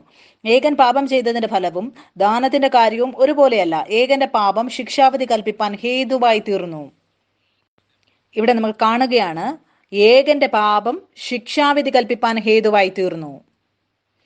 ഒരാൾ മൂലം ആ കുറ്റം വിധിക്കുന്ന ഹൃദയം, ആ ദോഷത്തിന്റെ മനസ്സ് എല്ലാവരും ഉത്ഭവിക്കപ്പെടുകയാണ്. യോഹന്നാന്റെ 3-ാം അധ്യായത്തിൽ നമ്മൾ ഇതാണ് വായിക്കുന്നത്, മുഴുവൻ ലോകവും ആ ശിക്ഷാവിധിയിൽ വീണിരുന്നു. യേശുക്രിസ്തു വന്നു നമ്മളെ ആ കുറ്റം വിധിക്കുന്ന മേഖലയിൽ നിന്ന് വിടുവിച്ച് നമ്മളെ ആ നീതിയുടെ മേഖലയിൽ പ്രവേശിപ്പിക്കാൻ. ഇവിടെ നമ്മൾ വചനത്തിൽ വായിച്ചു എഴുതിയിരിക്കുകയാണ്, ഏകന്റെ പാപം ശിക്ഷാവിധി കൽപ്പിപ്പാൻ ഹേതുവായി തീർന്നു. ആ ശിക്ഷാവിധിയുടെ കൽപ്പന, ആ ദോഷം നിരൂപിക്കുന്ന ഹൃദയം. നിങ്ങൾക്കറിയാമോ, ഞാൻ അനേകരോട് സംസാരിക്കുമ്പോൾ പലപ്പോഴും അവരവരുടെ ജീവിതത്തെക്കുറിച്ച് എന്നോട് പറയാറുണ്ട്, എനിക്ക് ഡയബറ്റിസ് ഉണ്ട്, അല്ലെങ്കിൽ ഷുഗർ ഉണ്ട്, ചിലപ്പോൾ ഞാൻ അങ്ങനെയുള്ള ഭക്ഷണങ്ങൾ നേരത്തെ കഴിച്ചത് കൊണ്ടാകാം. എനിക്ക് കാണാൻ സാധിക്കാറുണ്ട്, എവിടെയെങ്കിലുമൊക്കെ അവരവരുടെ ജീവിതത്തിൽ അവരെ തന്നെ കുറ്റം വിധിച്ചിരിക്കുകയാണ്. നിങ്ങൾക്കറിയാമോ, നിങ്ങൾ വ്യായാമം ചെയ്യുന്നുവെങ്കിൽ, നിങ്ങൾ അധ്വാനിക്കുകയാണ്, നിങ്ങൾ ഐസ്ക്രീം കഴിച്ചാൽ ആ ഐസ്ക്രീം കഴിക്കുന്നതിലൂടെ എന്താണ് നിങ്ങളുടെ മനസ്സിൽ ഉത്ഭവിക്കുന്നത്? ഒരു കുറ്റബോധമാണോ? നിങ്ങൾ തന്നെത്താൻ നിങ്ങൾക്ക് തെറ്റായി തോന്നുകയാണ്, ഞാൻ എന്തോ തെറ്റായത് ഭക്ഷിച്ചു എന്ന്. നിങ്ങൾ എന്ത് ഭക്ഷിച്ചാലും നിങ്ങൾ ആ നീതി ബോധത്തിലായിരുന്നു കൊണ്ട് നിങ്ങൾ ഭക്ഷിക്കുക. ഇവിടെ എഴുതിയിരിക്കുകയാണ്, ഏകന്റെ പാപം ശിക്ഷാവിധി കൽപ്പിപ്പാൻ ഹേതുവായി തീർന്നു, കൃപാവരമോ അനേക ലംഘനങ്ങളെ മോചിക്കുന്ന നീതീകരണ വിധിക്ക് ഹേതുവായി തീർന്നു. നിങ്ങൾക്കറിയാമോ, യേശു ക്രിസ്തു നമ്മുടെ എല്ലാ പാപങ്ങളെയും എടുത്തു നമുക്ക് എന്താണ് തന്നത്? അവന്റെ നീതി. ഒരു ശരിയായിരിക്കുന്ന അവസ്ഥയിലേക്ക് യേശു ക്രിസ്തു നമ്മളെ കൊണ്ടുവന്നു. ആ ശരിയായ അവസ്ഥ എന്താണ്? നമ്മൾക്ക് അത് ലഭിക്കുകയാണ്. നമ്മൾ ദൈവത്തിന് മുമ്പിൽ ശരിയായിരിക്കുന്നത് അത് ഞാൻ ചെയ്ത പ്രവൃത്തിയിലൂടെയല്ല, യേശു ക്രിസ്തു എനിക്ക് വേണ്ടി ചെയ്തത് മൂലം. ഇനി എല്ലാ രോഗവും മരണത്തിന്റെ അംശങ്ങളും നിങ്ങളുടെ ശരീരത്തിൽ നിങ്ങൾ കാണുന്നത് ഈ കുറ്റം വിധിക്കുന്ന ഹൃദയത്തിൽ നിന്ന്, ആ ദോഷം പറയുന്ന മനസ്സിൽ നിന്ന് ഉത്ഭവിക്കുന്നതാണ്.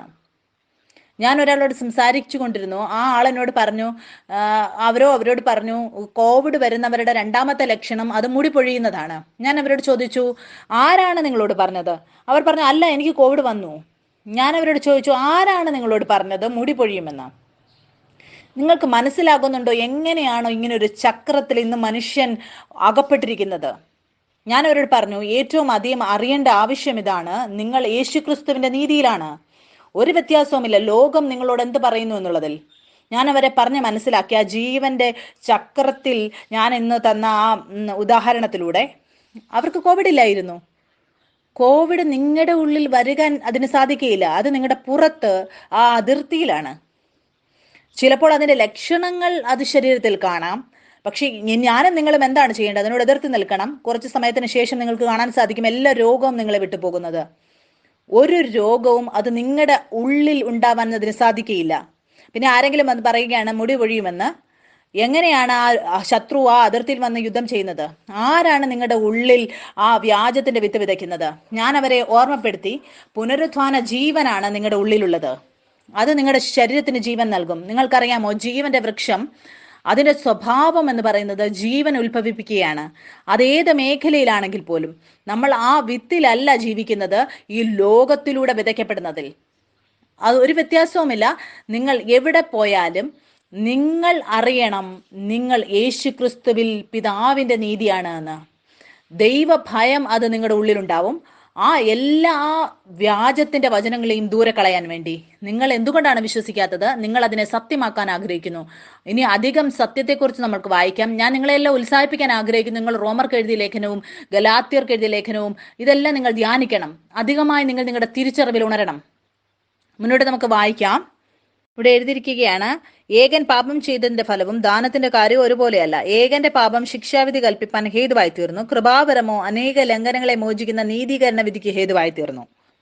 ഏകന്റെ ലംഘനത്താൽ മരണം ആ ഏകൻ നിമിത്തം വാണുവെങ്കിൽ കൃപയുടെയും നീതിദാനത്തിന്റെയും സമൃദ്ധി ലഭിക്കുന്നവർ യേശു ക്രിസ്തു എന്ന ഏകൻ നിമിത്തം ഏറ്റവും അധികമായി ജീവനിൽ വാഴും. ആരുടെ മുകളിലാണ് വാഴുന്നത്? മരണത്തിന് മുകളിൽ വാഴും. നിങ്ങൾക്കറിയാമോ, എല്ലാ സമയത്തും നിങ്ങളുടെ ജീവിതത്തിൽ നിങ്ങൾ ഏതെങ്കിലും മരണത്തിൽ ആയിട്ടുണ്ട് എങ്കിൽ, അത് നിങ്ങളുടെ ബോസുമായിട്ടുള്ള വഴക്കാണോ അല്ലെ ബന്ധത്തിലുള്ള മരണമാണെങ്കിലോ, എന്തുകൊണ്ടെന്നാൽ എഴുതിയിരിക്കുന്നു, ആദമിലൂടെ പാപം ചെയ്തതിലൂടെ എല്ലാ സ്ഥലത്തും മരണമെത്തി.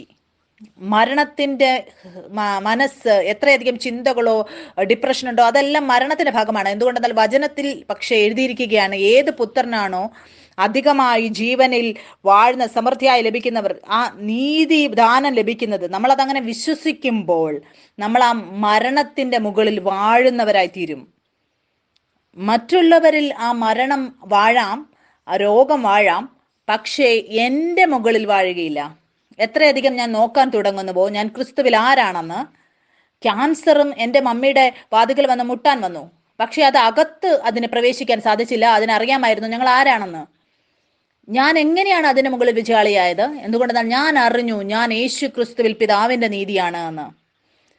അത് നിങ്ങളുടെ ഉള്ളിൽ അതിന് വരാൻ സാധിക്കാതിരിക്കുമ്പോൾ നിങ്ങളുടെ പ്രിയപ്പെട്ടവരെ അത് ഉപയോഗിക്കാൻ നോക്കും. നിങ്ങൾക്കപ്പോൾ തോന്നും നിങ്ങളുടെ പ്രിയപ്പെട്ടവരുടെ ഉള്ളിൽ രോഗമുണ്ട് എന്ന്. ആ വ്യാജത്തിൽ നിങ്ങൾ വിശ്വസിക്കരുത്. സത്യം 91 സങ്കീർത്തനത്തിൽ എഴുതിയിരിക്കുകയാണ്, ഒരു ബാധയും എൻ്റെ കൂടാരത്തിന് അടുക്കയില്ല എന്നുള്ളതാണ്. എൻ്റെ ഉള്ളിലുള്ള വിശ്വാസത്തിലൂടെ എൻ്റെ പ്രിയപ്പെട്ടവരെല്ലാം അതേ സ്ഥലത്താണ്. അതുകൊണ്ട് ഒന്നിനും അവരെ തൊടാൻ സാധിക്കുകയില്ല. അതെൻ്റെ വിശ്വാസമാണ്. അതുകൊണ്ട് വചനത്തിൽ എഴുതിയിരിക്കുകയാണ്, നിങ്ങൾ ദുഷ്ടനോട് എതിർത്ത് നിൽപ്പിൻ, അവൻ നിങ്ങളെ വിട്ട് ഓടിപ്പോകുമെന്ന്.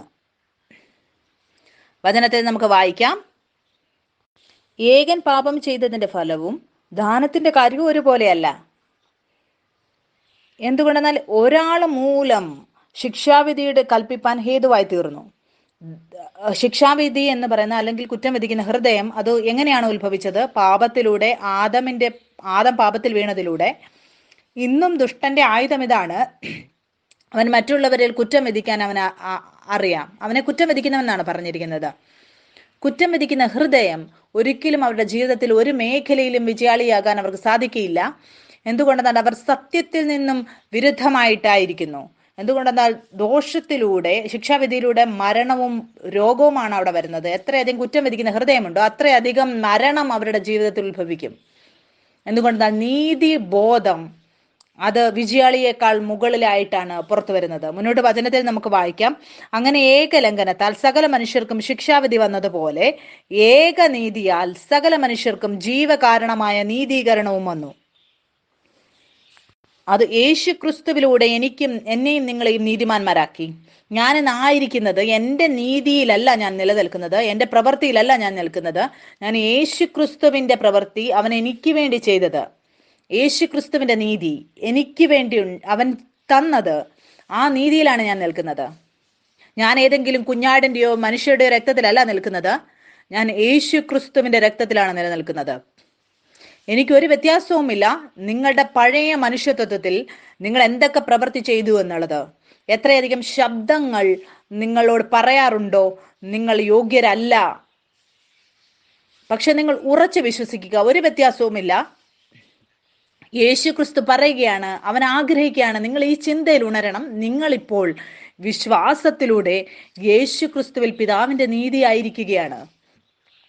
അവന്റെ നീതിയിലാണ് നമ്മളിപ്പോൾ നിലനിൽക്കുന്നത്. അതിന്റെ അർത്ഥം ഇതാണ്, നമ്മൾ ചെയ്യുന്ന പ്രവൃത്തി നമ്മൾ കർമ്മം ചെയ്യുന്നതിലൂടെയല്ല, യേശു ക്രിസ്തു നമുക്ക് വേണ്ടി, എനിക്ക് വേണ്ടി ചെയ്ത അതിലൂടെയാണ് എനിക്ക് എല്ലാ നന്മകളും ലഭിക്കുന്നത്. ഞാൻ വിജയാളിയാകും അതിലൂടെ, യേശു ക്രിസ്തു എനിക്ക് വേണ്ടി പൂർത്തീകരിച്ച, ക്രൂശിന്റെ മുകളിൽ പൂർത്തീകരിച്ച കാര്യത്തിലൂടെ. മുന്നോട്ട് എഴുതിയിരിക്കുകയാണ്, ഏക മനുഷ്യന്റെ അനുസരണക്കേടിനാൽ അനേകർ പാപികളായി തീർന്നത് പോലെ ഏകന്റെ അനുസരണത്താൽ അനേകർ നീതിമാന്മാരായി തീരും. യേശു ക്രിസ്തുവിന്റെ അനുസരണത്താൽ അനേകർ നീതിമാന്മാരായി തീരും. ന്യായപ്രമാണം ഇടയിൽ വന്നു, എന്നാൽ ലംഘനം പെരുകേണ്ടതിന് ന്യായപ്രമാണവും ഇടയിൽ ചേർന്ന് വന്നു. എങ്കിലും പാപം പെരുകിയെടുത്ത് കൃപ അത്യന്തം വർദ്ധിച്ചു. നിങ്ങൾക്കറിയാമോ, എവിടെയാണോ പാപമുള്ളത് അവിടെ അത് കുറ്റം വിധിക്കുന്ന ഹൃദയത്തെ ഉത്ഭവിപ്പിക്കും. നിങ്ങൾക്കറിയാമോ, ഞാൻ എൻ്റെ ജീവിതത്തിന്റെ എല്ലാ മേഖലയിലും ഞാൻ വിജയാളിയേക്കാൾ മുകളിലായി എന്നെ തന്നെ എനിക്ക് കാണാൻ സാധിക്കുന്നതെന്ന്. അതിൻ്റെ ഏറ്റവും ആദ്യത്തെ കാര്യം ഇതാണ്, ഞാൻ ഒരിക്കലും എന്നെ അങ്ങനെയുള്ള തിരിച്ചറിവിൽ ഇടുകയില്ല. എൻ്റെ പഴയ തിരിച്ചറിവ്, ഒരു പാപിയുടെ തിരിച്ചറിവ്.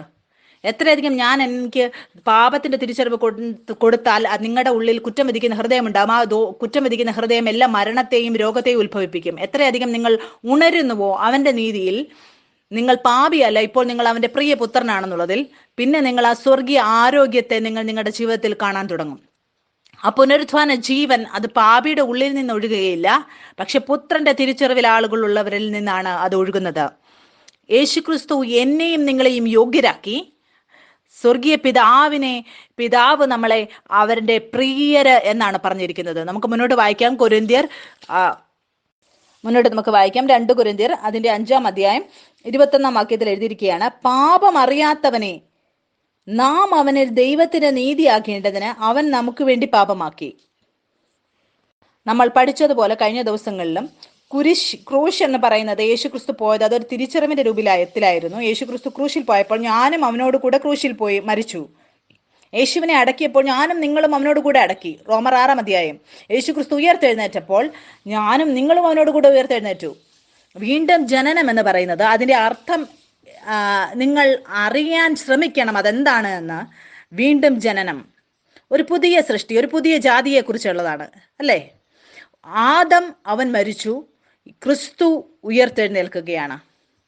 നമ്മൾ ലോകത്തിന്റെ രൂപത്തിൽ, ലോകത്തോടുള്ള സംബന്ധമായി നമ്മൾ മരിച്ചു, സ്വർഗീയ രൂപത്തിൽ നമ്മൾ ഉയർത്തെഴുന്നേറ്റു. മുന്നോട്ട് നമുക്ക് വായിക്കാം. ഈ റോമർ 4-ാം അധ്യായം അതിന്റെ 1-ാം വാക്യം മുതൽ ഇവിടെ എഴുതിയിരിക്കുകയാണ്.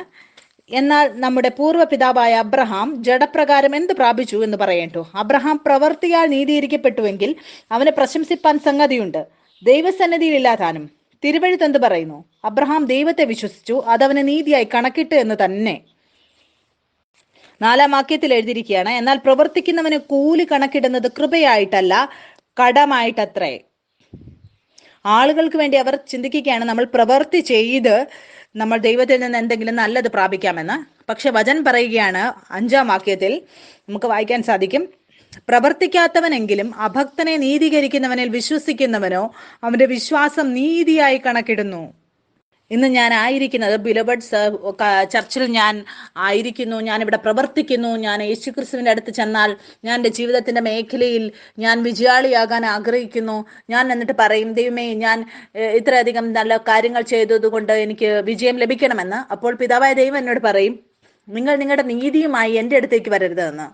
പക്ഷെ അപ്പോൾ എനിക്കറിയാം ഞാൻ എല്ലാം പ്രാപിക്കുന്നത് ഞാൻ അവൻ്റെ പ്രിയപുത്രനായതുകൊണ്ടാണെന്ന് എനിക്കറിയാം. ബാക്കിയുള്ള എല്ലാ പ്രവൃത്തികളും അത് ജീവൻ എൻ്റെ ഉള്ളിൽ ഉത്ഭവിക്കുന്നതിൻ്റെ ഫലമാണ്.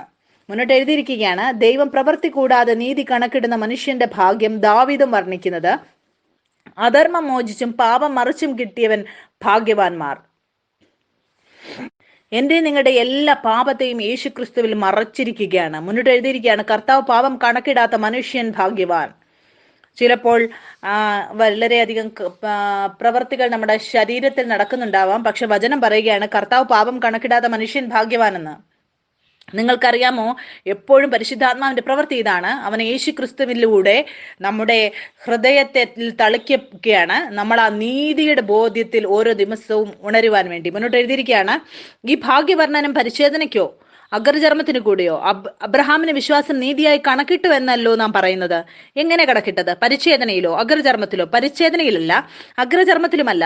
അഗ്രചർമ്മത്തിൽ വെച്ച് ഉണ്ടായിരുന്ന വിശ്വാസനീതിക്ക് മുദ്രയായി പരിച്ഛേദന എന്ന അടയാളം അവന് ലഭിച്ചത് അഗ്രചർമ്മത്തോടെ വിശ്വസിക്കുന്നവർക്കും കൂടെ നീതി കണക്കിടുവാൻ തക്കവണ്ണം താൻ അവർക്ക് എല്ലാവർക്കും പിതാവായിരിക്കേണ്ടതിനും പരിച്ഛേദന മാത്രമുള്ളവരല്ല, നമ്മുടെ പിതാവായ അബ്രഹാമിന് അഗ്രചർമ്മത്തിൽ വെച്ചുണ്ടായിരുന്ന വിശ്വാസത്തെ അനുഗമിക്കുന്നവരായ പരിച്ഛേദനക്കാർക്ക് പിതാവായിരിക്കേണ്ടതിനും തന്നെ.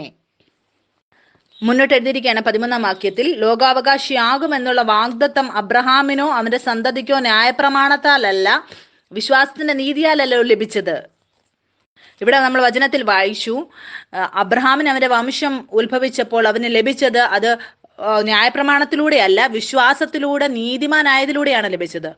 നിങ്ങൾക്കറിയാമോ, എല്ലാ കാര്യങ്ങളും പുത്രൻ അവന്റെ ജീവിതത്തിൽ പുത്രന് ലഭിക്കുന്നത് ആ ശരിയായ അവസ്ഥയിൽ നിലനിൽക്കുന്നതിലൂടെ, ആ നീതിയിൽ നിലനിൽക്കുന്നതിലൂടെയാണ് അവന് ലഭിക്കുന്നത്. മുന്നോട്ട് നമുക്ക് വചനത്തിൽ നിന്ന് വായിക്കാം. ഇതിന്റെ തന്നെ 13-ാം വാക്യം നമുക്ക് വായിക്കാം. ഇവിടെ എഴുതിയിരിക്കുകയാണ്, ലോകാവകാശി ആകും എന്നുള്ള വാഗ്ദത്തം അബ്രഹാമിനോ അവന്റെ സന്തതിക്കോ ന്യായപ്രമാണത്താലല്ല വിശ്വാസത്തിന്റെ നീതിയാലല്ലോ ലഭിച്ചത്. എന്നാൽ ന്യായപ്രമാണമുള്ളവർ അവകാശികളെങ്കിൽ വിശ്വാസം വ്യർത്ഥവും വാഗ്ദത്തം ദുർബലവും എന്ന് വരും. ന്യായപ്രമാണമോ കോപത്തിന് ഹേതുവാകുന്നു.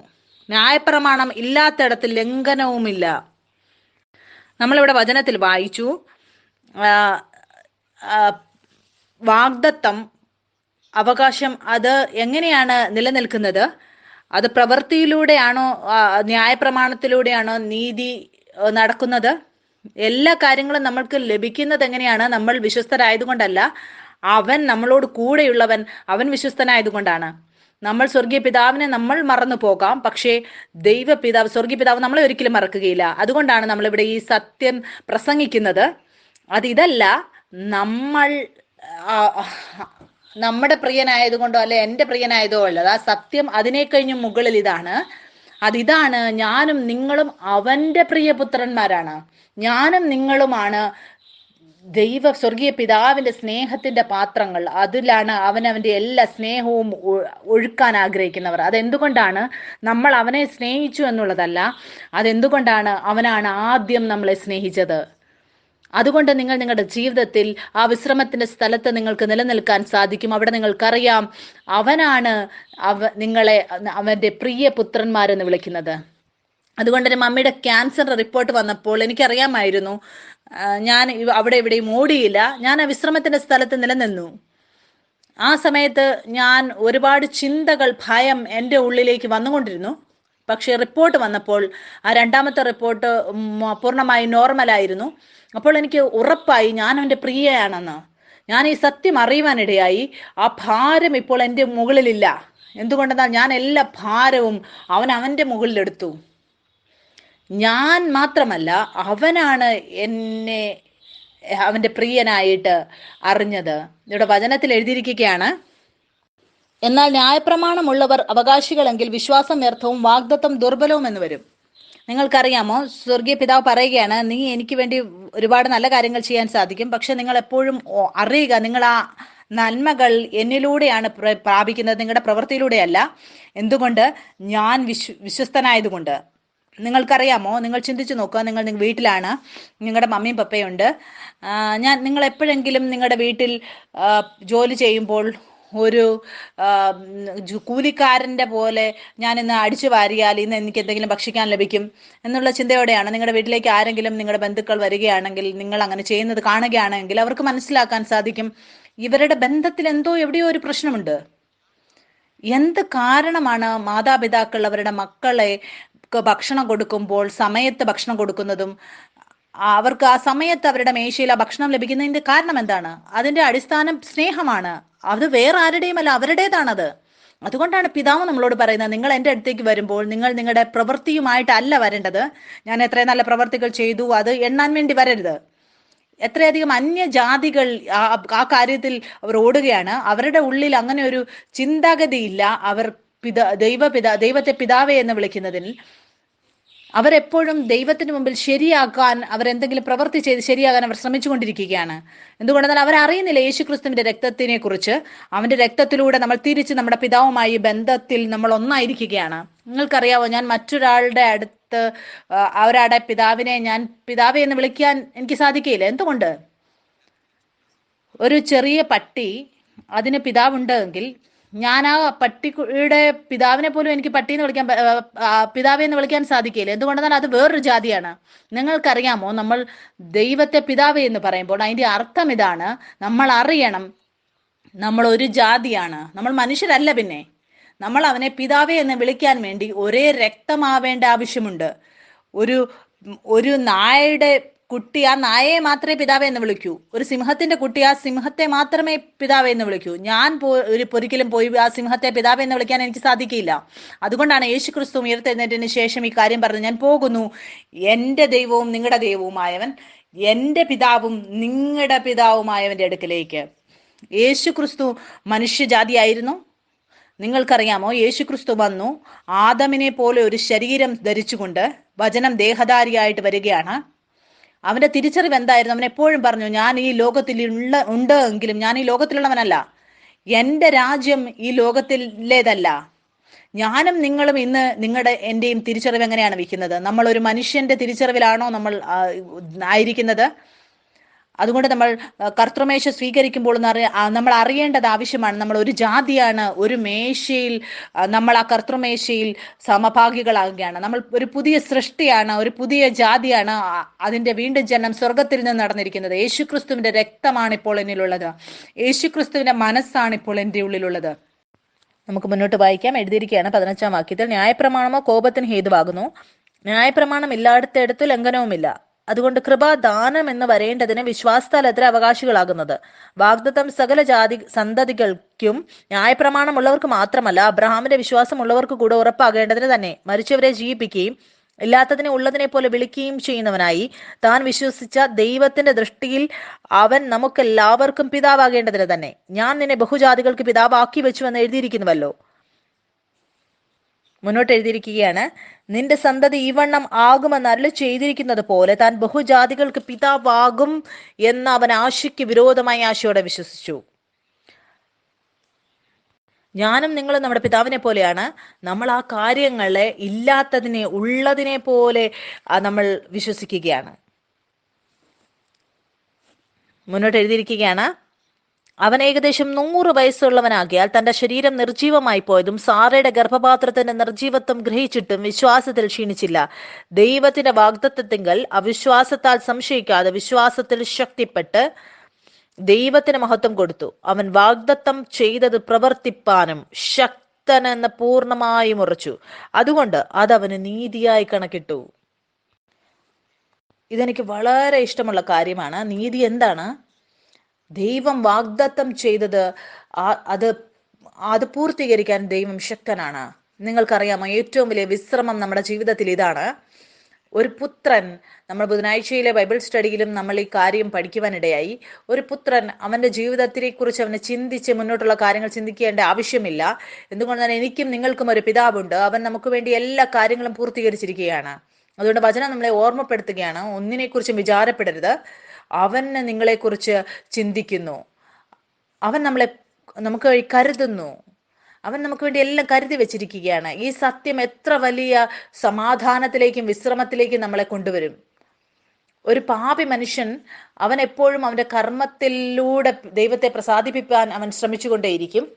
പക്ഷെ ഒരു പുത്രൻ എപ്പോഴും അറിയുന്നു അവന്റെ ബന്ധം പിതാവുമായിട്ടുള്ളത് അത് പ്രവൃത്തിയിലൂടെയുള്ളതല്ല, അത് രക്തത്തിലൂടെ സ്ഥാപിക്കപ്പെട്ടിരിക്കുന്ന ഒരു ബന്ധമാണ്.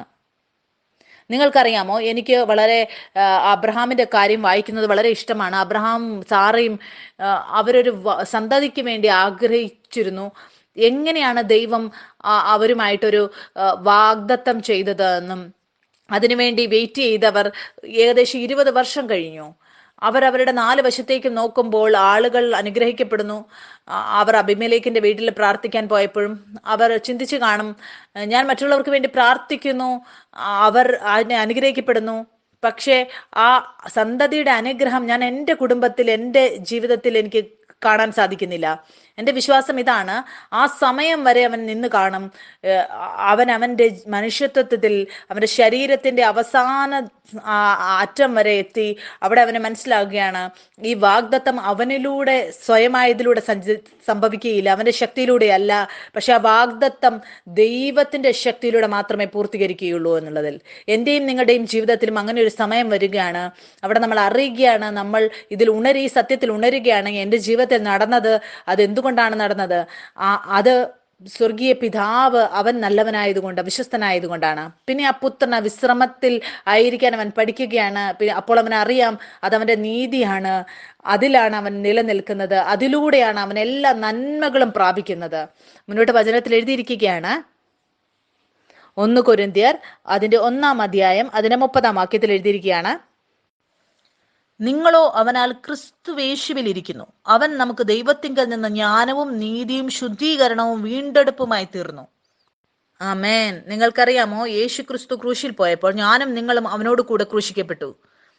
യേശു ഉയർത്തെഴുന്നേറ്റപ്പോൾ ഞാനും നിങ്ങളും അവനോട് കൂടെ ഉയർത്തെഴുന്നേറ്റു. വചനത്തിൽ എഴുതിയിരിക്കുകയാണ്, അവൻ ആ മരണത്തിന് മുകളിൽ വിജയാളിയായി തീർന്നു. ഏത് രീതിയിലാണോ യേശു ക്രിസ്തു വിജയാളിയായി പുറത്തു വന്നത്, അതേ രീതിയിൽ ഞാനും നിങ്ങളും ഇപ്പോൾ യേശു ക്രിസ്തുവിൽ എല്ലാ കാര്യങ്ങളുടെയും മുകളിൽ നമ്മൾ ജയാളിയേക്കാൾ മുകളിലാണ്. നമ്മൾ ഉദാഹരണത്തിലൂടെ പഠിച്ചു, ഒരു പുത്രൻ അവന്റെ പിതാവിൽ നിന്ന് എല്ലാ കാര്യങ്ങളും പ്രാപിക്കുന്നത് അതെന്തുകൊണ്ടാണ്? അത് അവന്റെ രക്തത്തിൽ നിന്ന് ജനിച്ച സന്തതിയായതുകൊണ്ടാണ്. ഞാനും നിങ്ങളും എല്ലാ നന്മകളും എല്ലാ നല്ലതായിട്ടുള്ള കാര്യങ്ങളും പിതാവിൽ നിന്ന് പ്രാപിക്കുന്നത് എന്തുകൊണ്ടാണ്? ആ രക്തം യേശുക്രിസ്തുവിന്റെ രക്തമാണ്. അതിലാണ് നമ്മൾ യേശുക്രിസ്തുവിന്റെ നീതിയിൽ ആ സ്ഥലത്ത് നിലനിൽക്കുന്നത്.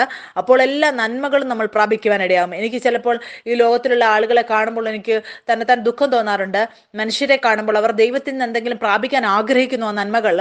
പക്ഷെ അവരുടെ ബന്ധം എന്ന് പറയുന്നത് അതൊരു കൂലിക്കാരനെ പോലെ അവർ എന്തെങ്കിലും പ്രവൃത്തി ചെയ്ത് എന്തെങ്കിലും നന്മ പ്രാപിക്കാൻ ആഗ്രഹിക്കുകയാണ്. എന്തുകൊണ്ടെന്നാൽ അവർ അറിയുന്നില്ല സ്നേഹത്തെക്കുറിച്ച്. അതുകൊണ്ട് ദൈവത്തിന്റെയും മനുഷ്യരുടെയും ഇടയിലുള്ള ബന്ധം അതൊരു കർമ്മമാണ്. പക്ഷെ പിതൃത്വം എന്ന് പറയുന്നത് പിതാവിനെയും പുത്രന്റെയും ഇടയിലുള്ളത് സ്നേഹത്തിലൂടെയുള്ളതാണ്. എല്ലാ പിതാക്കന്മാരും പുത്രന്മാരെ സ്നേഹിക്കും. എന്തുകൊണ്ട്? അത് അവരുടേതായതുകൊണ്ട്, അവരെന്തെങ്കിലും പ്രവൃത്തി ചെയ്യുന്നത് കൊണ്ടല്ല. ഞാൻ ഇന്ന് എൻ്റെ ജീവിതത്തിൽ കാണുന്നത്, ഞാൻ അങ്ങനെ ഒരു സ്ഥലത്താണ്. അവിടെ ഞാൻ എന്നെ തന്നെ വിജയാളിയായാണ് കാണുന്നത്. എന്തുകൊണ്ടെന്നാൽ ഞാൻ ഈ സത്യത്തിൽ ഉണർന്നിരിക്കുന്നു. എൻ്റെ പ്രവൃത്തി കൊണ്ടല്ല, അതെല്ലാം എന്തുകൊണ്ടാണെന്നാൽ അവൻ എന്നെ അവന്റെ പ്രിയനായി പറഞ്ഞിരിക്കുന്നത് കൊണ്ട്. ഞാൻ ഈ വചനത്തിൽ വായിച്ചതുപോലെ 1 കൊരിന്ത്യർ 1:30 നിങ്ങളോ അവനാൽ ക്രിസ്തുവേശുവിലിരിക്കുന്നു, അവൻ നമുക്ക് ദൈവത്തിങ്കിൽ നിന്ന് ജ്ഞാനവും നീതിയും ശുദ്ധീകരണവും വീണ്ടെടുപ്പുമായി തീർന്നു. ഞാനും നിങ്ങളും വിശുദ്ധരാണ്. എന്തുകൊണ്ടെന്നാൽ യേശു ക്രിസ്തു എന്നെയും നിങ്ങളെയും വിശുദ്ധീകരിച്ചിരിക്കുകയാണ്. മുന്നോട്ട് നമുക്ക് വായിക്കാം. റോമർ 10 എഴുതിയിരിക്കുകയാണ്, ഹൃദയം കൊണ്ട് നീതിക്കായി വിശ്വസിക്കുകയും വായ കൊണ്ട് രക്ഷയ്ക്കായി ഏറ്റുപറയുകയും ചെയ്യുന്നു. ഹൃദയം കൊണ്ട് നീതിക്കായി വിശ്വസിക്കണം. അതുകൊണ്ട് ആവശ്യമാണ്, ഏറ്റവും ആദ്യം നിങ്ങളുടെ മനസ്സിൽ വരുന്നത് ആ നീതിയാണ്. അതുകൊണ്ട് നമ്മൾ ആ അടിസ്ഥാനം ഇടേണ്ടത് ആവശ്യമാണ്. അത് വിശ്വാസത്തിലൂടെയാണ് നീതി നിങ്ങൾക്ക് ലഭിച്ചത്. ഒരു പാപി ഒരിക്കലും ദൈവത്തിൽ നിന്നൊന്നും പ്രാപിപ്പാൻ അവൻ സാധിക്കുകയില്ല. എന്തുകൊണ്ടെന്നാൽ അവൻ വേറൊരു ജാതിയാണ്. പാപിയും പുത്രനും രണ്ടുപേരും 2 ജാതിയാണ്. ആ പുത്രന്റെ തിരിച്ചറിവിൽ അവർക്ക് മാത്രമേ വരാൻ സാധിക്കുകയുള്ളൂ. അവർ തന്നെത്താൻ ക്രൂശിൽ യേശുക്രിസ്തുവിനോട് മരിച്ചതായിട്ടും യേശുക്രിസ്തുവിന്റെ രക്തത്തിലൂടെ തന്നെത്താൻ വീണ്ടും ജനനത്തിലൂടെ ഒരു പുതിയ സൃഷ്ടിയായി കാണുന്നവർക്ക്. അതിന്റെ കാരണം, അതിൽ നിങ്ങൾക്ക് എല്ലാ നന്മകളും ലഭിക്കുന്നതിന്റെ കാരണം അത് യേശുക്രിസ്തുവിന്റെ രക്തമാണ്. എന്തുകൊണ്ടെന്നാൽ അവന്റെ രക്തം അത് ഏറ്റവും നിഷ്കളങ്കമായ രക്തമാണ്. അതിലൊരു പാപവുമില്ല, ഒരു രോഗവുമില്ല. ഇപ്പോൾ ആ രക്തമാണ് എന്റെയും നിങ്ങളുടെയും ഉള്ളിലുള്ളത്. അതുകൊണ്ട് ഞാൻ ആ വിശ്രമത്തിന്റെ സ്ഥലത്ത് ഞാൻ ആയിരിക്കുന്നു. ഞാൻ ഉറങ്ങാൻ പോകുമ്പോഴും ഞാൻ ആ വിശ്രമത്തിന്റെ സ്ഥലത്താണ്. അതിലെനിക്കറിയാം, എന്റെ ബന്ധം എന്ന് പറയുന്നത് അതെന്റെ പ്രവൃത്തിയിലൂടെ അല്ല, ഞാൻ ചെയ്യുന്ന പ്രവൃത്തിയിലൂടെ കർമ്മത്തിലൂടെ ഉള്ളതല്ല, ആ രക്തത്തിൽ അധിഷ്ഠിതമാണ്, യേശുക്രിസ്തുവിൻ്റെതായ രക്തത്തിൽ. അതുകൊണ്ട് ചിലപ്പോൾ ഞാൻ എന്തെങ്കിലും ഞാൻ ചെയ്യാൻ ആഗ്രഹിക്കാത്ത കാര്യങ്ങൾ ചെയ്താലും അങ്ങനെയുള്ള എല്ലാ ചിന്തകളെയും കുറ്റം വിധിക്കുന്ന വിചാരങ്ങളെ ഞാൻ കുടഞ്ഞു കളഞ്ഞിട്ട് എന്നെ തന്നെ ഉറപ്പുള്ളവനായി, അവന്റെ നീതിയിൽ ഉറപ്പുള്ളവനായി കാണുന്നു. നിങ്ങൾക്കറിയുമോ, പലപ്പോഴും നിങ്ങളുടെ ഹൃദയം നിങ്ങളെ കുറ്റം വിധിക്കും. എൻ്റെ ജീവിതത്തിലും ചിലപ്പോൾ അങ്ങനെയൊക്കെ ഉണ്ടാകുമ്പോൾ ഞാൻ കണ്ടിട്ടുണ്ട് എൻ്റെ പിതാവിൻ്റെ നന്മകളെ എൻ്റെ ജീവിതത്തിൽ. പിന്നെ എനിക്ക് മനസ്സിലാക്കാൻ സാധിക്കും പിതാവ് എത്രയധികം നമ്മളെ സ്നേഹിക്കുന്നുവെന്ന്. എന്തുകൊണ്ടെന്നാൽ ഒരു പരിപൂർണനായ ഒരു പുത്രന് മാത്രമേ ഇത് മനസ്സിലാക്കാൻ സാധിക്കൂ. അവന്റെ ബന്ധം അവന്റെ പ്രവൃത്തിയിലൂടെ അല്ല, അവൻ ചെയ്യുന്ന പ്രവൃത്തിയിൽ അധിഷ്ഠിതമല്ല, യേശുക്രിസ്തു സ്നേഹിച്ച സ്നേഹത്തിൽ അതിൽ നിലനിൽക്കുകയാണ്. അതുകൊണ്ട് എല്ലാ കാര്യങ്ങളിലും നിങ്ങൾ നിങ്ങളെ തന്നെ വിജയാളിയായി അറിയുക. ആ നന്മകൾ നിങ്ങളുടെ ജീവിതത്തിൽ വരുന്നത് നിങ്ങൾക്ക് കാണാൻ സാധിക്കും. എന്തുകൊണ്ടെന്നാൽ അവനാണ് നിങ്ങളെ നീതിമാനാക്കിയത്, ദൈവത്തിന്റെ മുമ്പിൽ നിങ്ങളെ നീതിമാന്മാരാക്കിയത്. അത് നമുക്ക് ലഭിക്കുന്നത് വിശ്വാസത്തിലൂടെയാണ്. ഇന്ന് നമ്മൾ ഈ വചനങ്ങളെല്ലാം വായിച്ചു. ഇത് ഈ അടിസ്ഥാനം ഞാൻ ആഗ്രഹിക്കുന്നു. ഇന്ന് നമ്മൾ ഈ വചനങ്ങളെല്ലാം വായിച്ചു. ഈ അടിസ്ഥാനം ഞാൻ ആഗ്രഹിക്കുന്നു ഇത് നിലനിൽക്കണമെന്ന്. അവന്റെ നീതിയിലുള്ളത് ഒരു മനുഷ്യന്റെ നീതിയല്ല, എന്റെയും നിങ്ങളുടെയും നീതിയല്ല, അവന്റെ നീതിയിൽ എപ്പോഴും എന്നേക്കുമായി നിലനിൽക്കുന്നു. മുന്നോട്ടുള്ള ആഴ്ചകളിൽ നമ്മൾ അധികമായിട്ട് ആഴത്തിൽ ഈ വിഷയത്തിൽ പോകും. എനിക്കറിയാം ഒരുപാട് ആളുകൾ ഇവിടെ പുതിയതായിട്ടുള്ളവരുണ്ട്. പക്ഷെ ഞങ്ങൾ ഇന്ന് നിങ്ങൾക്ക് തരുന്ന വചനങ്ങൾ ഇത് അപ്പമാണ്, ഇത് പാലല്ല. ഒരുപാട് ചർച്ചകളിൽ ഈ സത്യങ്ങൾ പ്രകടിപ്പിക്കാറില്ല. നിങ്ങൾ വിശ്വസിക്കുക, ചിലപ്പോൾ അനേക കാര്യങ്ങൾ നിങ്ങൾക്ക് മനസ്സിലായിട്ടില്ലായിരിക്കാം. മുന്നോട്ടുള്ള സമയങ്ങളിൽ അതെല്ലാം നിങ്ങൾക്ക് മനസ്സിലാകും. എന്തുകൊണ്ടെന്നാൽ ഇതൊരു വിത്താണ് നിങ്ങളുടെ പ്രാണനിൽ വിതയ്ക്കുന്നത്. ഈ വിത്ത് വിതയ്ക്കുമ്പോൾ സ്വാഭാവികമായിട്ട് അത് ഫലം പുറപ്പെടുവിക്കും. പിന്നെ ആ സമയം പൂർത്തിയാകുമ്പോൾ നിങ്ങൾക്ക് എല്ലാം മനസ്സിലാക്കാൻ സാധിക്കും. ആ വെളിപ്പാടുകൾ നിങ്ങൾക്ക് മനസ്സിലാകും. ആ സാക്ഷ്യങ്ങൾ നിങ്ങളുടെ ജീവിതത്തിൽ കാണുവാനിടയാകും. അത് എന്തുകൊണ്ടെന്നാൽ ഈ വിത്ത് മുളച്ചു കഴിഞ്ഞിരിക്കുന്നു. അതുകൊണ്ട് ഞാൻ ഉത്സാഹിപ്പിക്കാൻ ആഗ്രഹിക്കുകയാണ്, നിങ്ങൾ ആ വിത്തുകൾ നിങ്ങളുടെ പ്രാണനിൽ വീഴാൻ അനുവദിക്കുക. നിങ്ങൾ വചനം കേൾക്കുക, ബുദ്ധിയോടെയും ജ്ഞാനത്തിന്റെ ആത്മാവ് എല്ലാം മനസ്സിലാക്കാൻ നിങ്ങളെ സഹായിക്കും. ഞാനും നിങ്ങളും ക്രിസ്തുവിൽ പിതാവിന്റെ നീതിയാണ്, പാപിയല്ല. ആ ശരിയായ അവസ്ഥയിൽ പിതാവിന്റെ മുമ്പിലായിരിക്കുന്നു, അവന്റെ രക്തത്തിലൂടെയുള്ള സന്തതികളായി. കാരണം എന്താണ്? നമ്മളെല്ലാ നന്മകളും പ്രാപിക്കുന്നതിന്റെ അത് എന്തുകൊണ്ടാണ്? നമ്മൾ അവന്റെ രക്തത്തിലൂടെയുള്ള സന്തതികളായതുകൊണ്ട്. അവന്റെ രക്തമാണ് എന്നെയും നിങ്ങളെയും യോഗ്യരാക്കിയത് ആ എല്ലാ വാഗ്ദത്തങ്ങളും പ്രാപിക്കാൻ വേണ്ടി എന്റെയും നിങ്ങളെയും കുറിച്ച് പറഞ്ഞിരിക്കുന്നതിൽ. വരൂ, നമുക്ക് എല്ലാവർക്കും ഒരു ആത്മീയമായ യാഗമർപ്പിക്കാം. നിങ്ങൾ എന്നോട് കൂടെ ഏറ്റുപറയുക, പിതാവേ, ഞാൻ അങ്ങയുടെ രാജ്യത്തിൽ അങ്ങയുടെ പുത്രനാണ്. യേശുവേ, അങ്ങ് എൻ്റെ മഹാപുരോഹിതനാണ്. ഇന്ന് വചനം കേട്ടതിലൂടെ ആത്മീയമായ ഉയർച്ച എൻ്റെ പ്രാണനിൽ വന്നത്, അതിൻ്റെ ദശാംശം ഞാൻ അങ്ങേക്ക് അർപ്പിക്കുന്നു. നിങ്ങളെല്ലാവരും നന്ദി അർപ്പിക്കുക. Are right standing with you. We receive all things. I just speak to anyone that is having condemning words or thoughts. I just pull them down right now, and I'm speaking that the Father calls you. When you believe in Jesus, He's declared you righteous. You're right with God. And He calls you worthy to receive all things that Jesus went on the cross to give you. Father, we just receive it right now. I just receive it in Jesus' name. Amen. Okay, all the new people, old people.